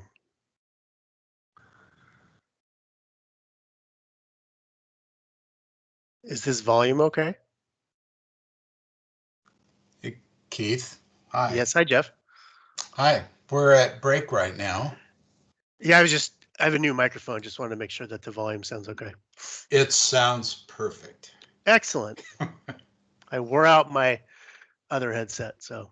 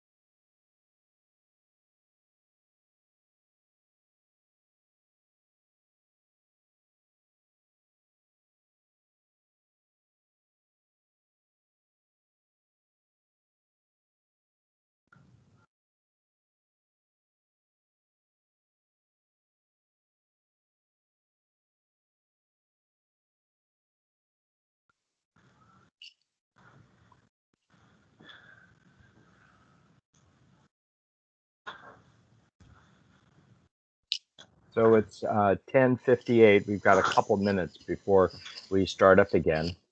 Keith, are you going to take the lead on this? Yes, I will, Tom. Thank you. Dr. Bachman, are you going to run your slides? No, you don't have to. It just looked like they moved, so I was just checking. No, I don't think I moved them. If you could do that, okay. Rose, that's great. Okay. Can you see them? Yeah, I can see them on the second slide. Okay, I'll go back one.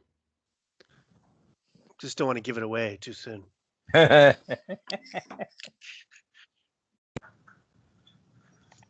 Build the suspense, huh? Yeah. Drum roll. Is there a door prize? Yeah. A virtual door prize?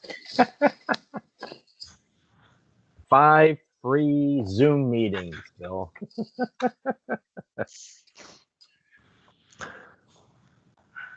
better than a poke in the eye. Yes.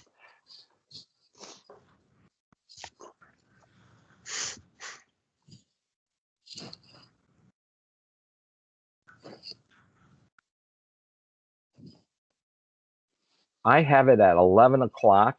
Can we reconvene? I'll check in with committee members. Bill, I know you're there. Robert? And Jeff? Present.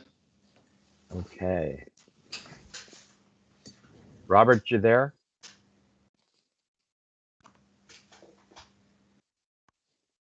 Well, we'll go ahead and get started, and I'm sure Robert will join us within seconds. The conversation now is an update on prevention services and what we were watching the impact of COVID on those services and how limitations in terms of visits to the medical offices resulted in a drop. Just like we did with the dental plans, we're asking our medical plans to give us an update on what's happening with prevention services that they're offering. First up is Dr. Keith Bachman from Kaiser Permanente. Great. Well, thank you very much, Tom and SEOW members. Be presenting some data here, and I think the bottom line is pretty much very similar to what we saw for the dental utilization over this period, with reductions last a year ago in the spring, some reductions in the summer, with sort of normalizations in utilization of preventive services after that. We'll go through these and we can go ahead to slide 2. And this is on the left, there's the adolescent well child visit. And these are based on HEDIS specifications. That measure is being retired, so which is why these measures only go through December 2020. The other factor I should mention is that really you see, compared to our book of business, OEB members tend to use preventive services really across the board at a somewhat higher rate than our book of business. So even our book of business traditionally has done pretty well with 75, mostly 90th percentile HEDIS. And so when you see OEB members doing better than that, you know they're really doing quite good. So on the left there is the adolescent well child visits just through December 2020. And you can see 33% of OEB members in that category that need those services are up to date with those services, which is a market reduction from January 2020 at 57%. With everything else, that will be going up over the next period of time, though it also won't be quite as, well, it'll still be emphasized, although it's not currently a HEDIS measure. On the right-hand side, there is childhood immunization, combo 2, which is also a HEDIS measure. And you can see that that has gone down from 91.5% in January 2020, which is well above our book of business at 86.5%, and has decreased somewhat to 84.6% as of end of March 2021. However, that is still above HEDIS 90th percentile for HEDIS 2019. So the numbers still performing well based on old benchmarks. I would expect HEDIS 2020 and 2021 to be somewhat lower because of that, because that's a national ranking as everybody is getting less preventive scores. And so there is a gap there from a year ago. I anticipate that to go up, but the number is still performing well based on a comparison to HEDIS 2019 data. Next slide, Rose, please. Moving to breast cancer screening. And a similar kind of pattern there. You can see a reduction. Again, OWEB members doing better than our book of business and with some reduction with mammography. And a few slides later, you'll see actually the actual utilization per thousand, and you can see that number has come back up to baseline. So I do anticipate as the somewhat lagging performance of spring, things will kind of come back into back towards normal there. And on the right hand side is cervical cancer screening, and that currently is at 81% of women are in adherence with cervical cancer screening, which is every a PAP and HPV screen every 5 years. So there's really only a small reduction of this over time because it really only a small number, only 1/5 every year become out of compliance with that. And those cervical cancer rates are back, the screening rates are back when expressed on a per thousand basis, back to normal levels for that as well. And again, OWEB members and dependents doing better than our book of business for cervical cancer screening. Next slide. And this is colorectal cancer screening. And that's it's currently at 66%, which is down from 73% of a year ago, and 63%. Yeah, so it's coming back up. Had a nadir there of 60%, and now for OWEB, it's up to 66%, and I'd expect that to continue to go back up towards normal levels. Typically, we've been above the 90th percentile, both for OWEB and our book of business for colorectal cancer screening. About half our members meet this via colonoscopy, which is done every 10 years if no polyps are seen, and the other half meets this via a yearly FIT test, which is a stool fecal immunochemistry test that looks for blood DNA in the stool, and that's a really reliable test.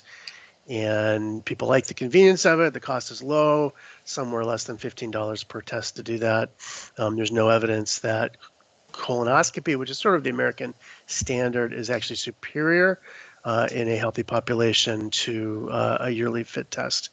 And a lot of people prefer the FIT test due to the no need for preparation for that, and then do-at-home nature of the test. So we've done very well with the FIT testing. That's one thing that's actually came up during COVID, was that how FIT testing and other stool testing is actually underused in the United States in favor of colonoscopy, and it took a pandemic to kind of call more attention on that. I would note that the U.S. Preventive Services Task Force has recommended that colorectal cancer screening starts at age 45, and we will be adopting those guidelines shortly, or we're adopting them currently, and then doing our outreach at a younger age. In the future, currently we are outreaching to Black individuals at age 45 already, due to evidence of higher levels of colorectal cancer in that population. Next slide, please.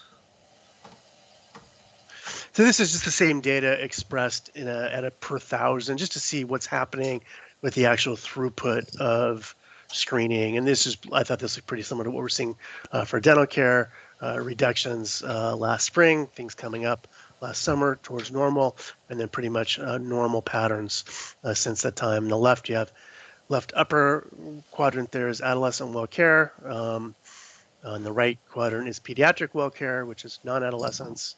And then breast cancer screening, you can see the dip there through last spring, and then by fall, all the numbers have returned towards normal. And you can see that every month OWEB members are screened at a higher rate than their non-OWEB peers. And then you can see cervical cancer screening on the right lower quadrant. And again, that dip last spring, improving in the summer, and then really rates up back to normal currently. And so I anticipate with a little bit of runtime, those numbers will all become back towards our usual high levels of achievement of preventive services. Next slide, please.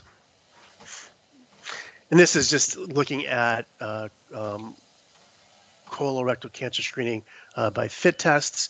And you can sort of see the power there. In November, December, we did a really concerted outreach to catch up. We had sort of not sent out some of the FIT testing because we didn't want to, people had other distractions and we didn't want to overwhelm the system. And you can really see how with the power of a concerted outreach, we could really push those numbers a lot. And on the right-hand side is the preventive colonoscopy utilization per 1,000 members. And you can see that did dip down in the spring, and now that's back to normal as well. Next slide, please.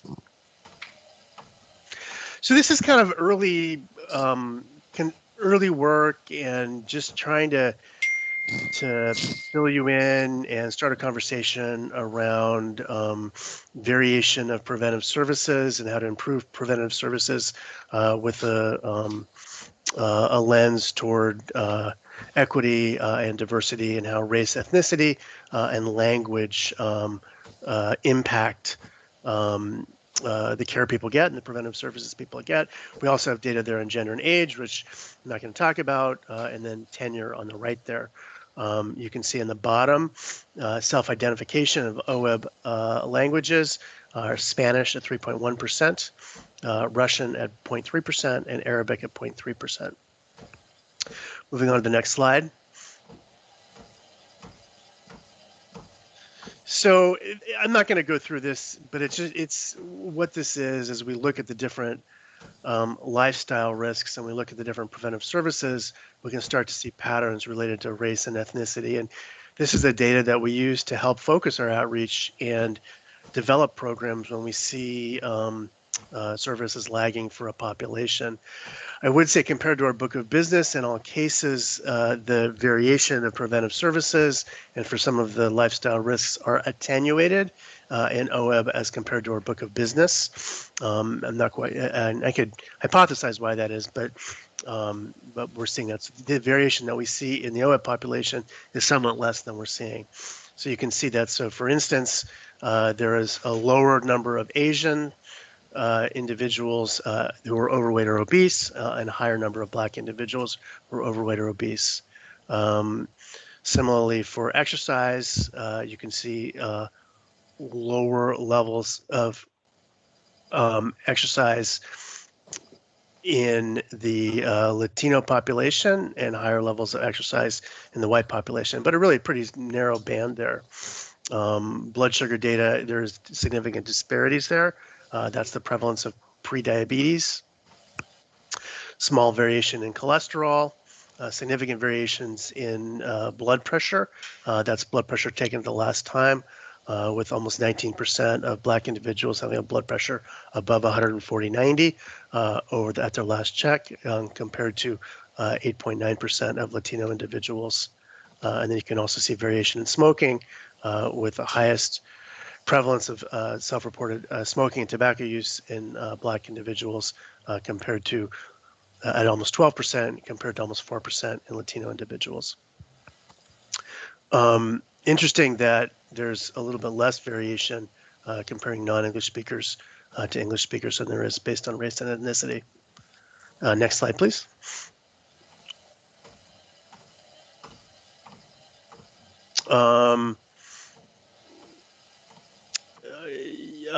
Some variation with flu shot use, with Asians having a high level of flu shot use.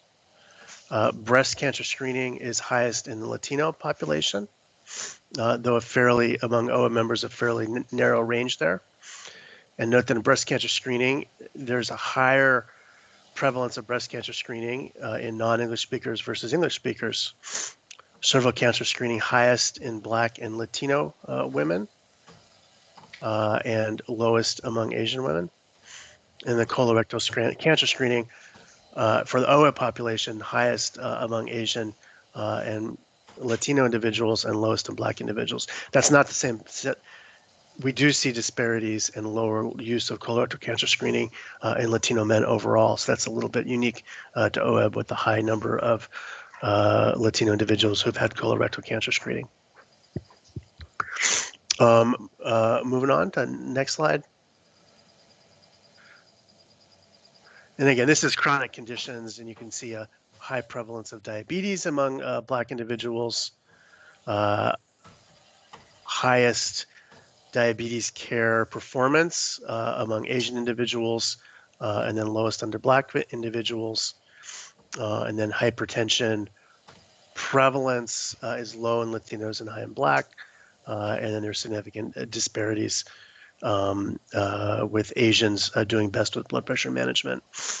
Also note that with depression prevalence, rates are lowest in Asian, yet highest in whites. So anyway, that's just more, this is the kind of data that we use to focus our efforts and look at this. We think this is important work. We think this is important variation. We think in certain situations, we do need to be making tailored outreach to best meet the needs and education of people whose performance is lagging. Again, education is where it starts, and then some diligence in follow-up and making things easier to obtain the services or tailoring the services as appropriate. Next slide. Next slide is a summary of kind of how some of the work that we're doing to improve the health equity. For instance, focusing on diabetes control in Latinx members, contacting them in both their preferred language. And we found it much more successful in this population in our book of business to call outside of work hours in the evenings and weekends. And then pairing individuals with a Spanish-speaking pharmacist or care management or diabetes nurse. Again, following the high blood pressure in African Americans, there's a lot of this work is focused at my clinic in Interstate in Northeast Portland, which has our largest population of African Americans. And so we are able to sort of tailor systems of care for that group. COVID-19, similar data we're using, looking at both who's getting COVID-19 and who's being vaccinated for COVID-19, so we can provide phone outreach, done video translated into Spanish, and then are outreaching to help people sign up and connect on kp.org. We've done a couple of really successful vaccine events focusing on the Pacific Islander Marshallese population in Salem, also our Latinx population early May, and also programs for African American individuals, special screening dates to bring them into our clinic, where we also do care gaps and connect them with other resources that are needed.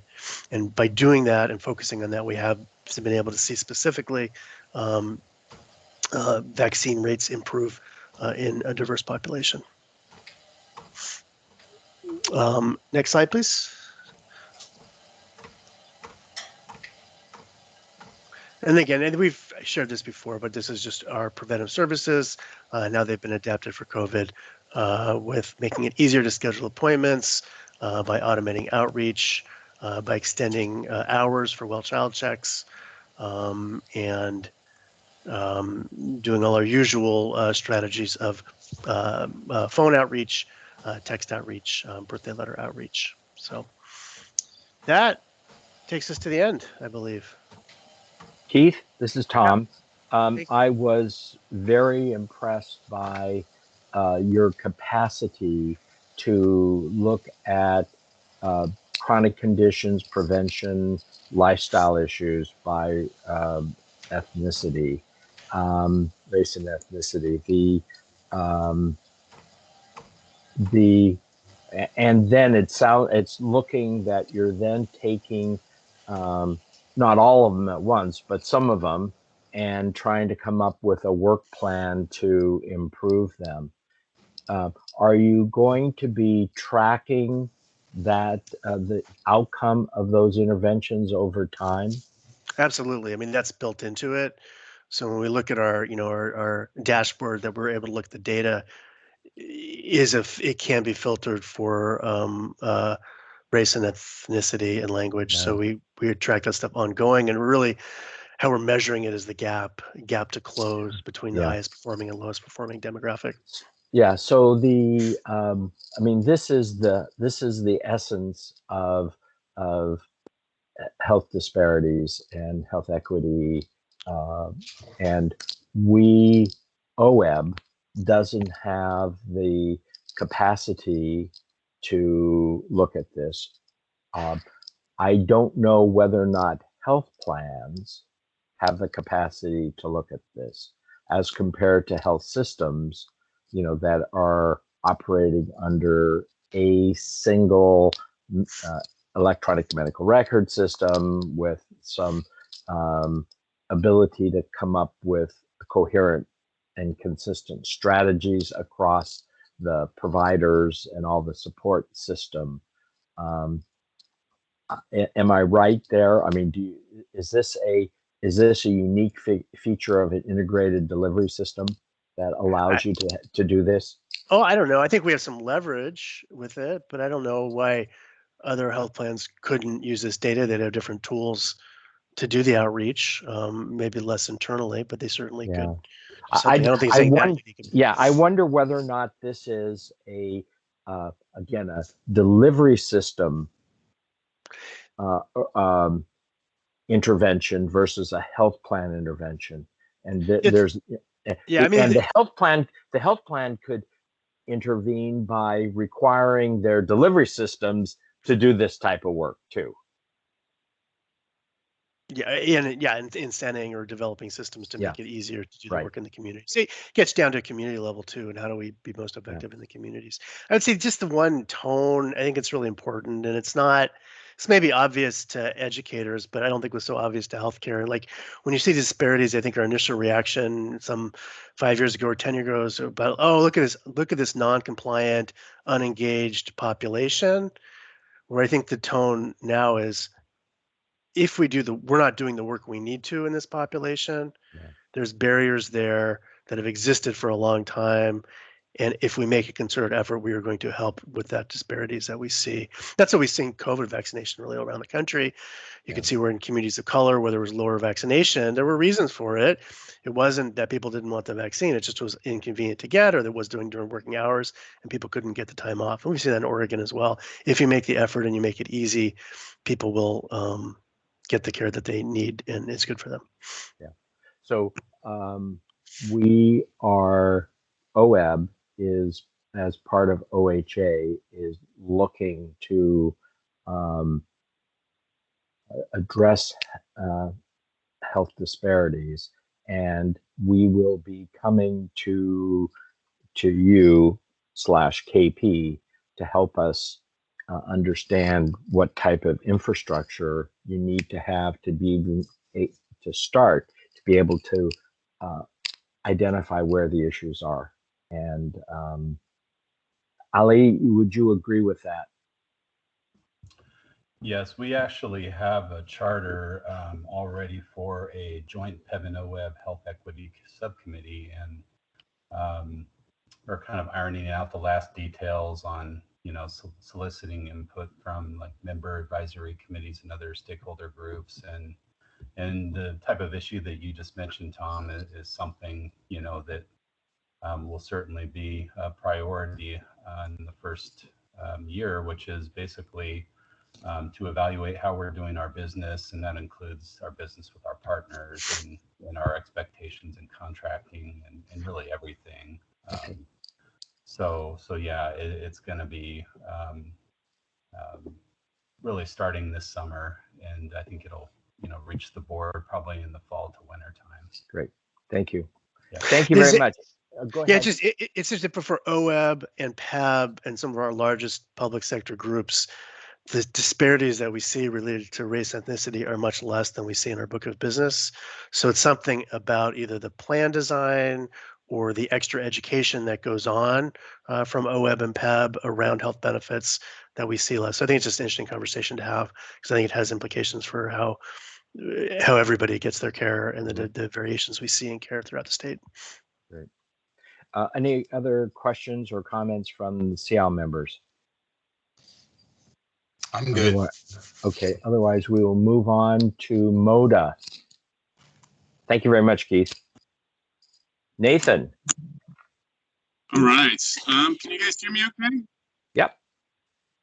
Excellent. For some reason, I'm not seeing that my camera is going, so I guess let me know if you guys can see me or not. But anyway, so I'm Nathan Trenholm. I'm the Senior Manager over Quality and Informatics here at MODA, and I'm going to run us through a few slides around some of the preventive service utilization that we've seen as our kind of experience over the last couple of years here at MODA. So let's go on to the next slide here. And just kind of some quick kind of disclaimers around kind of getting us oriented on what we're going to be looking at. Basically, we're looking at claims data only through 1/1 of 19 all the way through the end of March as of May. So we did not include the most recent months just based on claims run out. So we are looking at trying to get a relatively accurate picture of what's going on based on our claims data.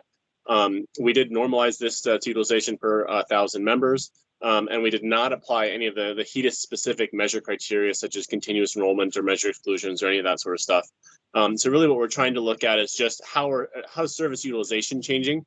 I think in the coming months, we'll have a follow-up presentation around the actual kind of HEDIS performance. And hopefully at that point, we'll have the benchmark data as well, so we can apply some references to kind of how the nation as a whole is performing to kind of help put some of this into perspective.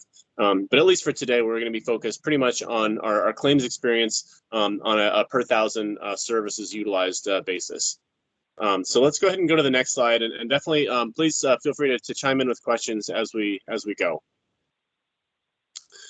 So we're going to start off with looking at breast cancer screening. And so this one, a couple of just quick notes out of the gate is there's some pretty strong seasonality for how OWEB members are really utilizing breast cancer services just in general. I think this is not a great surprise for anybody as the summer rolls through. People get a little bit of extra time to kind of get that taken care of as they come into the next year. So we tend to see that kind of peak in that July and August timeframe as people are kind of getting ready for the next school year. We saw the gray bars there are 2019 activity.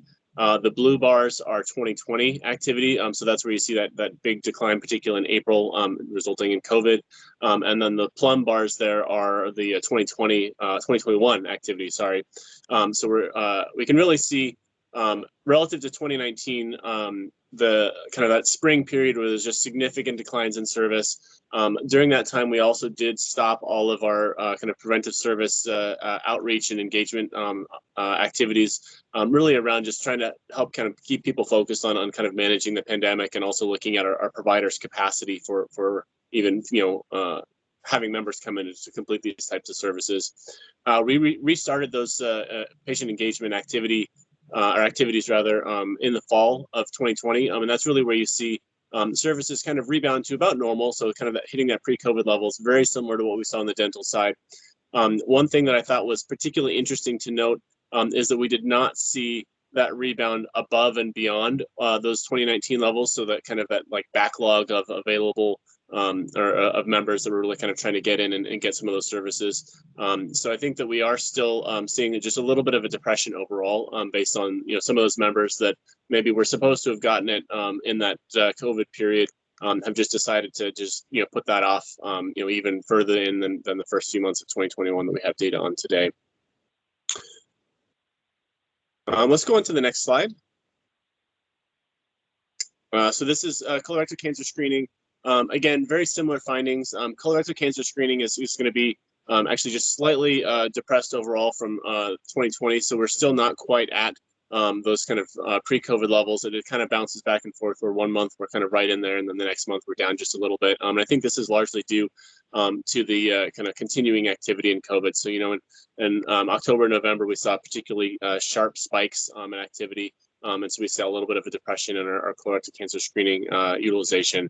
And then we've seen some particularly strong performance in the more recent months as that starts to kind of die down and more people are starting to get vaccinated. And I would expect that to really continue as things kind of revert to more of a kind of pre-COVID levels. Yeah, let's go on to the next slide. Cervical cancer screening, again, very similar performance. I think one thing to really keep in mind here, as Dr. Bachman mentioned, is that when we're looking at these services on a per thousand basis by month, most of these services have a fairly extensive look back period. So the breast cancer screening is looking back 3 years. Colorectal cancer screening is looking back up to 10 years. Cervical cancer screening is looking at mostly 5-year look backs. So it's only a smaller slice of the overall population that needs these services every year. And so I do expect to see a little bit of a decrease in the HEDIS rates for these measures in 2020. But the utilization per thousand is really showing us that, or just, I guess, kind of keep this in mind, is that not every member is expected to do this every year. And so having some declines, particularly for part of 1 year, hasn't dramatically impacted our overall rates. All right, so I'll take a quick pause. Are there any questions around the cancer services?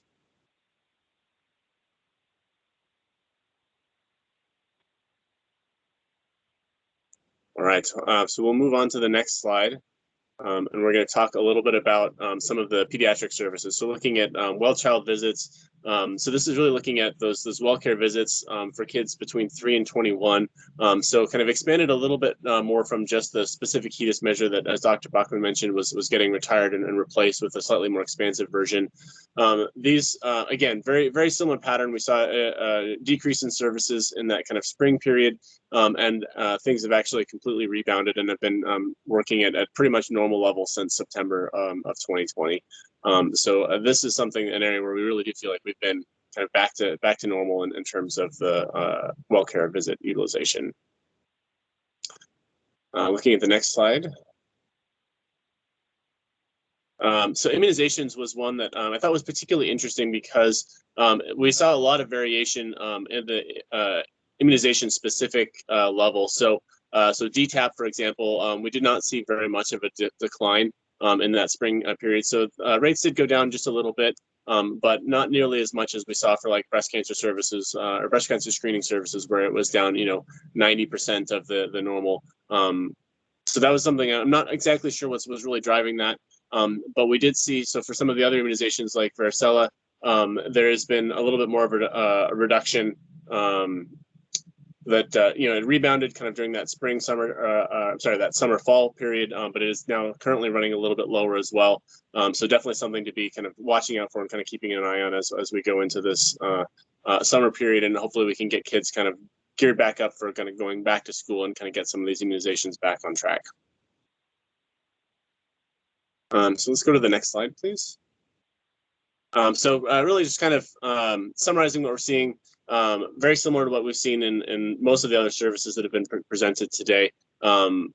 Across the board, pretty much everything had some significant declines during that peak COVID activity period, but usually by about the early fall time period, things are more or less back to normal, with the caveat that we did not see that kind of rebound effect where we saw an above normal utilization. So that's something I think to kind of just keep in mind, is that we're going to need to be focusing on preventive services over the next several years to kind of catch those members back up, particularly as I think the members that were less likely, or that were not getting those services are less likely to come in kind of based on just the normal activity. So they may be more fearful or less engaged in their overall health. And so trying to make that ground up is just going to be a little bit harder. And if we can go to the next slide, I think that's my questions slide. So does anybody have any questions or comments about that? This is Tom. I just have a comment. I'm encouraged how kind of across the board we were able to get back to previous levels. The issue around rebound, above the norm, as in terms of a catch up, is, I guess, not super surprising, but we'll see. You're right. We're going to need to continue to follow this over time. Yeah, absolutely. And we're working around similar to what kind of Dr. Bachman mentioned around kind of reaching out to members in different ways and trying to really help encourage members who maybe have not had those preventive services in the last couple of years to really, how do we kind of get them re-engaged in that health system, encourage them to take those steps to kind of engage in some of these preventive services that are hopefully starting to rise up to be a little bit more top of mind as COVID is starting to take more of a backseat. Yeah. Just a random thought. Who has more power in terms of encouraging a person to get services for themselves or their children? Is it the doctor's office or is it the health plan? Do we know that? I mean, MODA may be outreaching, but also if they're going to, a pediatric group in Salem, is who's best at that? Yeah, no question. Our experience has been that the providers are the trusted entity for getting folks in for pretty much any types of services. As a health plan, we can really make members aware of kind of what the guidelines are, help them understand their benefits and kind of how that's covered, to help them understand that there's not a cost barrier for going in for this. But at the end of the day, if the provider says you need to get this done, we found that that's really the best motivator to get folks in. So that's an area we definitely partner with provider groups to try to help them have resources to do those messaging as well, because we found that it's been much more effective. Okay, thank you. Other comments from the committee? Okay. Thank you very much for both the Kaiser Permanente and the MODA teams for giving us this, I think, very important update. The last two topics we have revolve around our wellness products. The first one is around WW, or Weight Watchers, but specifically for the diabetes program. The attachment that you'll see has a whole lot of information that we went through 2 months ago. So it is not our expectation that we're going to go back over what the program is. What we were going to carry on our conversation was around, should this WW for diabetes be offered to our OEB membership? If you remember from April, there was a little controversy in that the Kaiser Permanente team thought that it was not unreasonable to have it offered as essentially a different venue, maybe a different population of OEB members would utilize that as compared to the program that KP offers internally. MODA, and this is again my memory from 2 months ago, was concerned that offering it would confuse members and maybe move them away from the interventions that MODA had been developing. In particular, I think there was the Livongo program. So first, I'd like to ask MODA and KP to confirm what I just said as their agreements or their concerns. And then we have to come up with a way to make a decision for a recommendation to the board. So first with KP, did I reflect your sentiment about the WW for diabetes? Yeah, you did. Thank you, Tom. Okay, for MODA. Yes, you did. Yeah, we feel that it would be best for our members to be engaged in our diabetes management program. Well, I understand that, but does that mean we shouldn't offer it for your viewpoint is that we shouldn't offer WW. It's basically a program that's for free at this point. Yeah, it would be our preference to have our diabetes management program offered to our members, because we do think that offering a second program that is a little redundant of our program is not, it does not help with the overall management of our members, but it's not a bad thing, but it would be our preference to just have our program. Okay. Okay, so let's, and that was my memory serves me that that's where we ended up. And I think the thought was that we would give everybody a chance to think about it a little bit, and to that we'd bring it back in June to discuss. I'm interested in opinions from the committee members, from the work group members, about how they think we should move forward. Tom, Jeff. Yeah. It occurs to me that as we are progressing in our programs, that we are increasingly looking for accountability, and we're putting more of a burden on our carriers to provide data and to link it to care. And I'm not saying this particularly well, but what are our overarching priorities, and goals? I think that helps us decide along this way. If we just want to have lots of options, so access is our highest priority, then we may go one direction. But if we're looking for the providers of primary care and other services to be that much more accountable, then we may go another direction. So hopefully that makes some sense. Well, it does. I would add to what you just said that our goal is to have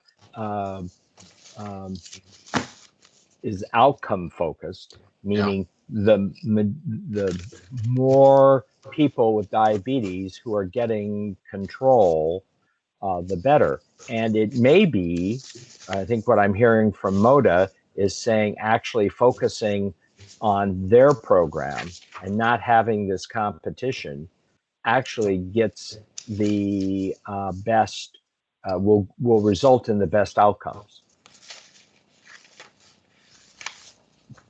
Tom, other committee, Robert? Yeah, I thought both of y'all said it well. I will add that, we agreed to the MODA 360, the concierge, the tracking of people with chronic conditions, including diabetes, and putting the onus on MODA specifically to make it work. And so to have an outside vendor seems to go against what we've been trying to do for the past, 2 years now. That's my concern. Yeah. Bill? I'm struggling between which path achieves the most number of members in a diabetes program. Yeah. Which I think is the ultimate metric. Yeah. And Tom, this is Ollie. If I could just jump in quickly.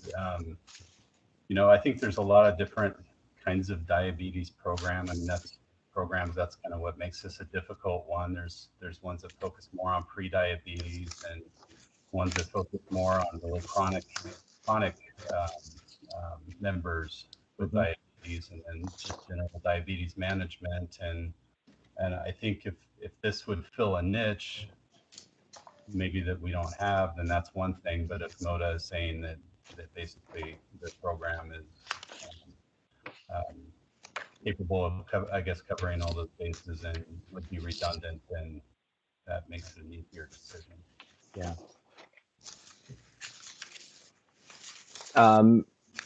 Now I'm going to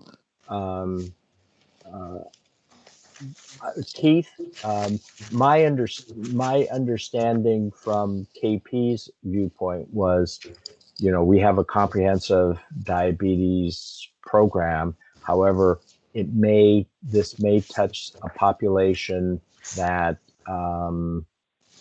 that we don't touch. What you're hearing, what Moda is saying, that they say that they think it complicates it. Do you have a problem with us not moving forward with the WW for diabetes? No, I mean, we didn't. Nothing's being taken away, and we're not counting on it, so it's just additive. So it wouldn't be disruptive at all not to start it. Okay. All right. So if we start it, then we can see if it's effective, and we can see if we are reaching members we wouldn't reach any other way. So that's right. Just for innovation purposes. But yeah. Okay. And this is Ashley from WW. If I could just add just one thing I shared with Glenn. Ashley, I can barely hear you. Can you hear me better now? Yes. Awesome. I just wanted to add too, we are in full support of both all carriers, and we would love the opportunity, obviously, to reach a really hard to reach population, and just wanted to remind that we would be complementary to what your carriers provide, and it's really for those that have type 2 that follow the WW program to have access to a certified diabetes educator. On top of that, we would love to make sure that our educators have information about all the carriers programs to make sure that they have access to that as an additional service as well. Okay, thank you. Hey, this is good morning. This is Matt Zendersky. I'm a health management consultant with Willis Towers Watson. I'm new to the team, and I just wanted to jump in here and provide a little commentary. Have we done like a side-by-side comparison report and sort of drilled down into the three programs, the Kaiser, the Moda, WW program, to see what's offering, how they're engaging with members, what their modalities are, and that may give us a better understanding, and we could pinpoint maybe some advantages or disadvantages and make a decision based on that? I don't know of us having done that.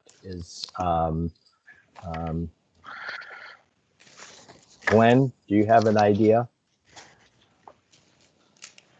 No, we haven't done a kind of side-by-side comparison going into all the modalities and components of the three programs. Okay. So Matt, you're suggesting that's something that would make sense that we do. Yeah, 100%. You know, we've done it before in the past, and I think you've heard there may be some pros and cons. And I think for us to make the best decision moving forward is sort of, put all the cards on the table and see. And we might find, WW has a great opportunity to engage with a population that we may, or OEP may struggle with. And so if we brought that information to light, then that would help us make a better informed decision on how we want to move forward. Okay. Tom, Jeff. Yes. Yes. I was struck by something the WW representative said, and that is weight and type 2 diabetes are closely linked. So I'd like to hear a little bit more about that, whether it's today or later. Okay. Just how, if they're really focusing on type 2, I'd just like to get more detail. Okay. In terms of a way for us to move forward, it sounds like the recommendation from our consultants is that we study this a little bit more in greater detail, and so the recommendation that I'm taking from Matt is that we delay the addition of the WW for diabetes at this point, that over the summer we do the comparisons and see if we can figure out whether or not there's complementary, or in other words, too much overlap that would confuse the issue. So that would be something that we would ask our consultants to organize during the summer. We would engage our health plan representatives, we'd engage WW, and I'd be more than happy to participate in that work group, and that we would come back with a formal recommendation in September. The other option is just to say yes, no. But when the consultant gives a recommendation, I oftentimes follow it. How does the work group want to move forward?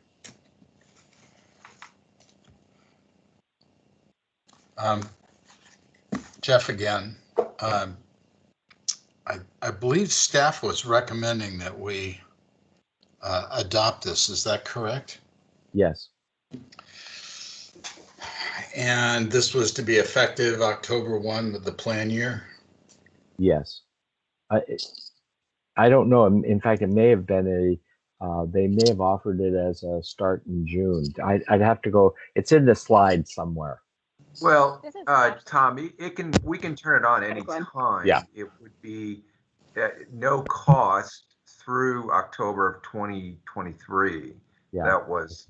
Yeah. So we could turn it on almost, with any time, so yeah. Okay. And Ashley, I heard you trying to say something.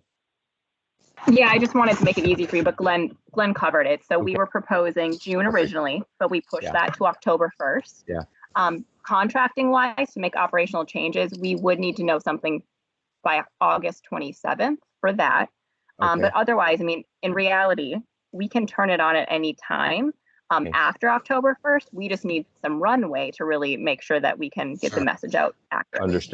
Understand. Okay. Thank you. With all that said, I move we proceed with a gap analysis by our consultants and make our decision in September. Is there a second? Yeah, I'll second that, Robert. Okay. Any other discussion? All in favor of the motion? Aye. Aye. Aye. Okay, it carries. So we are recommending to the board that we continue to study this, and I'm sure the board will accept that. Thank you very much. This is please accept. This is the word to WW. This is nothing. Our decision has nothing that denigrates or the program that you're offering.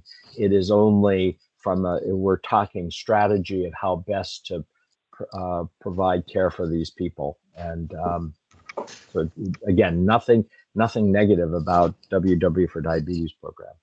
We appreciate that. We know that you guys are very thoughtful in how you guys make decisions. So thank you for allowing us to have the conversation. Yeah, great. Okay. The last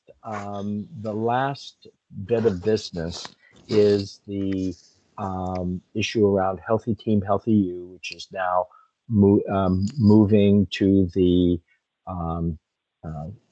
WebMD platform. And we looked at the components of it. We were all very pleased with the components of it. So we thought that it was a positive evolution. The only issue was that we were the contracting was a set per, I think, eligible member per month charge. And we had seen, particularly with COVID, a significant drop off in utilization, and the charge, the cost of the program was basically equivalent to the height of the Healthy Team, Healthy You program back from 2018 or 2019. So what we had asked staff to do was to come up with some, to negotiate with WebMD / Healthy Team, Healthy You around performance guarantees, so that if the utilization didn't jump up, we weren't paying them that high amount. So Glenn, I assume you were the one who led this effort? Well, I was involved, and I invited Matt Simdurski, who's already spoken up, to Yes. also chime in here, because he actually has been really the kind of point person in leading the negotiations between us and WebMD, along with the carriers have been involved. We have gone through a number of kind of rounds back and forth, but these, and Matt, please jump in regards to what these, guarantees are going to encompass. A number of areas, but one of the key areas that we're addressing is both registration and engagement, because those are the two areas that were really pointed out because of the drop in enrollment during COVID and the need to really kind of push that back up. Matt, if you could just also just kind of give them a brief overview of the areas that we're addressing, not all the details, but just the areas we're addressing and kind of where we're at on this. Yeah, sure, Glenn. And first and foremost, it's great to meet everybody and participate in today's meeting. As I mentioned before, my name is Matt Zendersky. I'm a health management consultant at Willis Towers Watson.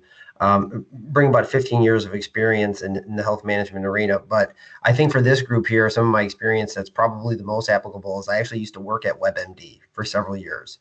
So I am very familiar with their programs, their processes, their platform, their offer. So really excited to be here and support your team. And just to piggyback off Glenn's comments, Glenn and Margaret have done a good job sort of help giving me some direction and what's most important in the areas that we want to see impacted by this program. And as Glenn mentioned, engagement, we've really been, driving a hard bargain to say with them on engagement. We understand that's the top of the waterfall is how many of your members engage with the program and register on their site and continue on. So right now we're at a 5% engagement, which we said 10% of your overall population registered on the site. They came back with 5. So we told them they had to go back and revisit that. So how many of your eligible members register on the site? And then what we've done is we've done another performance guarantee. It's not only, okay, if they've registered, but have they continued on and then actively engaged with the program to try to drive healthy outcomes. And they provided us some feedback on that with a performance guarantee, which we told them was not acceptable. So they have taken that back. So we're sort of in that process of we're going high, they're going low, and we're going to meet somewhere in the middle. So the activity, but then just a couple other performance guarantees that are important to us is not only engagement, the activity and the engagement, but also their communication campaign and sort of their launch strategy. And so we really want to get some solid performance guarantees around the communications, when the communications are going to be available, how they're going to get those out to your members. And then also, just because I've had a lot of experience in doing implementation of successful wellness programs in a school site setting, the support of the Wellness Champion Network. So how is WebMD going to support Kaiser and MODA and the health advisors in helping sort of take this message to the boots in the ground? And so we've gotten some performance guarantees. So long story short, we should have something more final for the group to review. I would say probably in the next week or so. We had our meeting with them last Thursday. We sort of gave them, some feedback on where we think they should be. They're going to take it back internally and they're going to respond to us. And then as soon as we have that, I'll share it with Glenn and Margaret, and then they can share it with the team here for final review. Okay, sounds great. So what we've learned is that the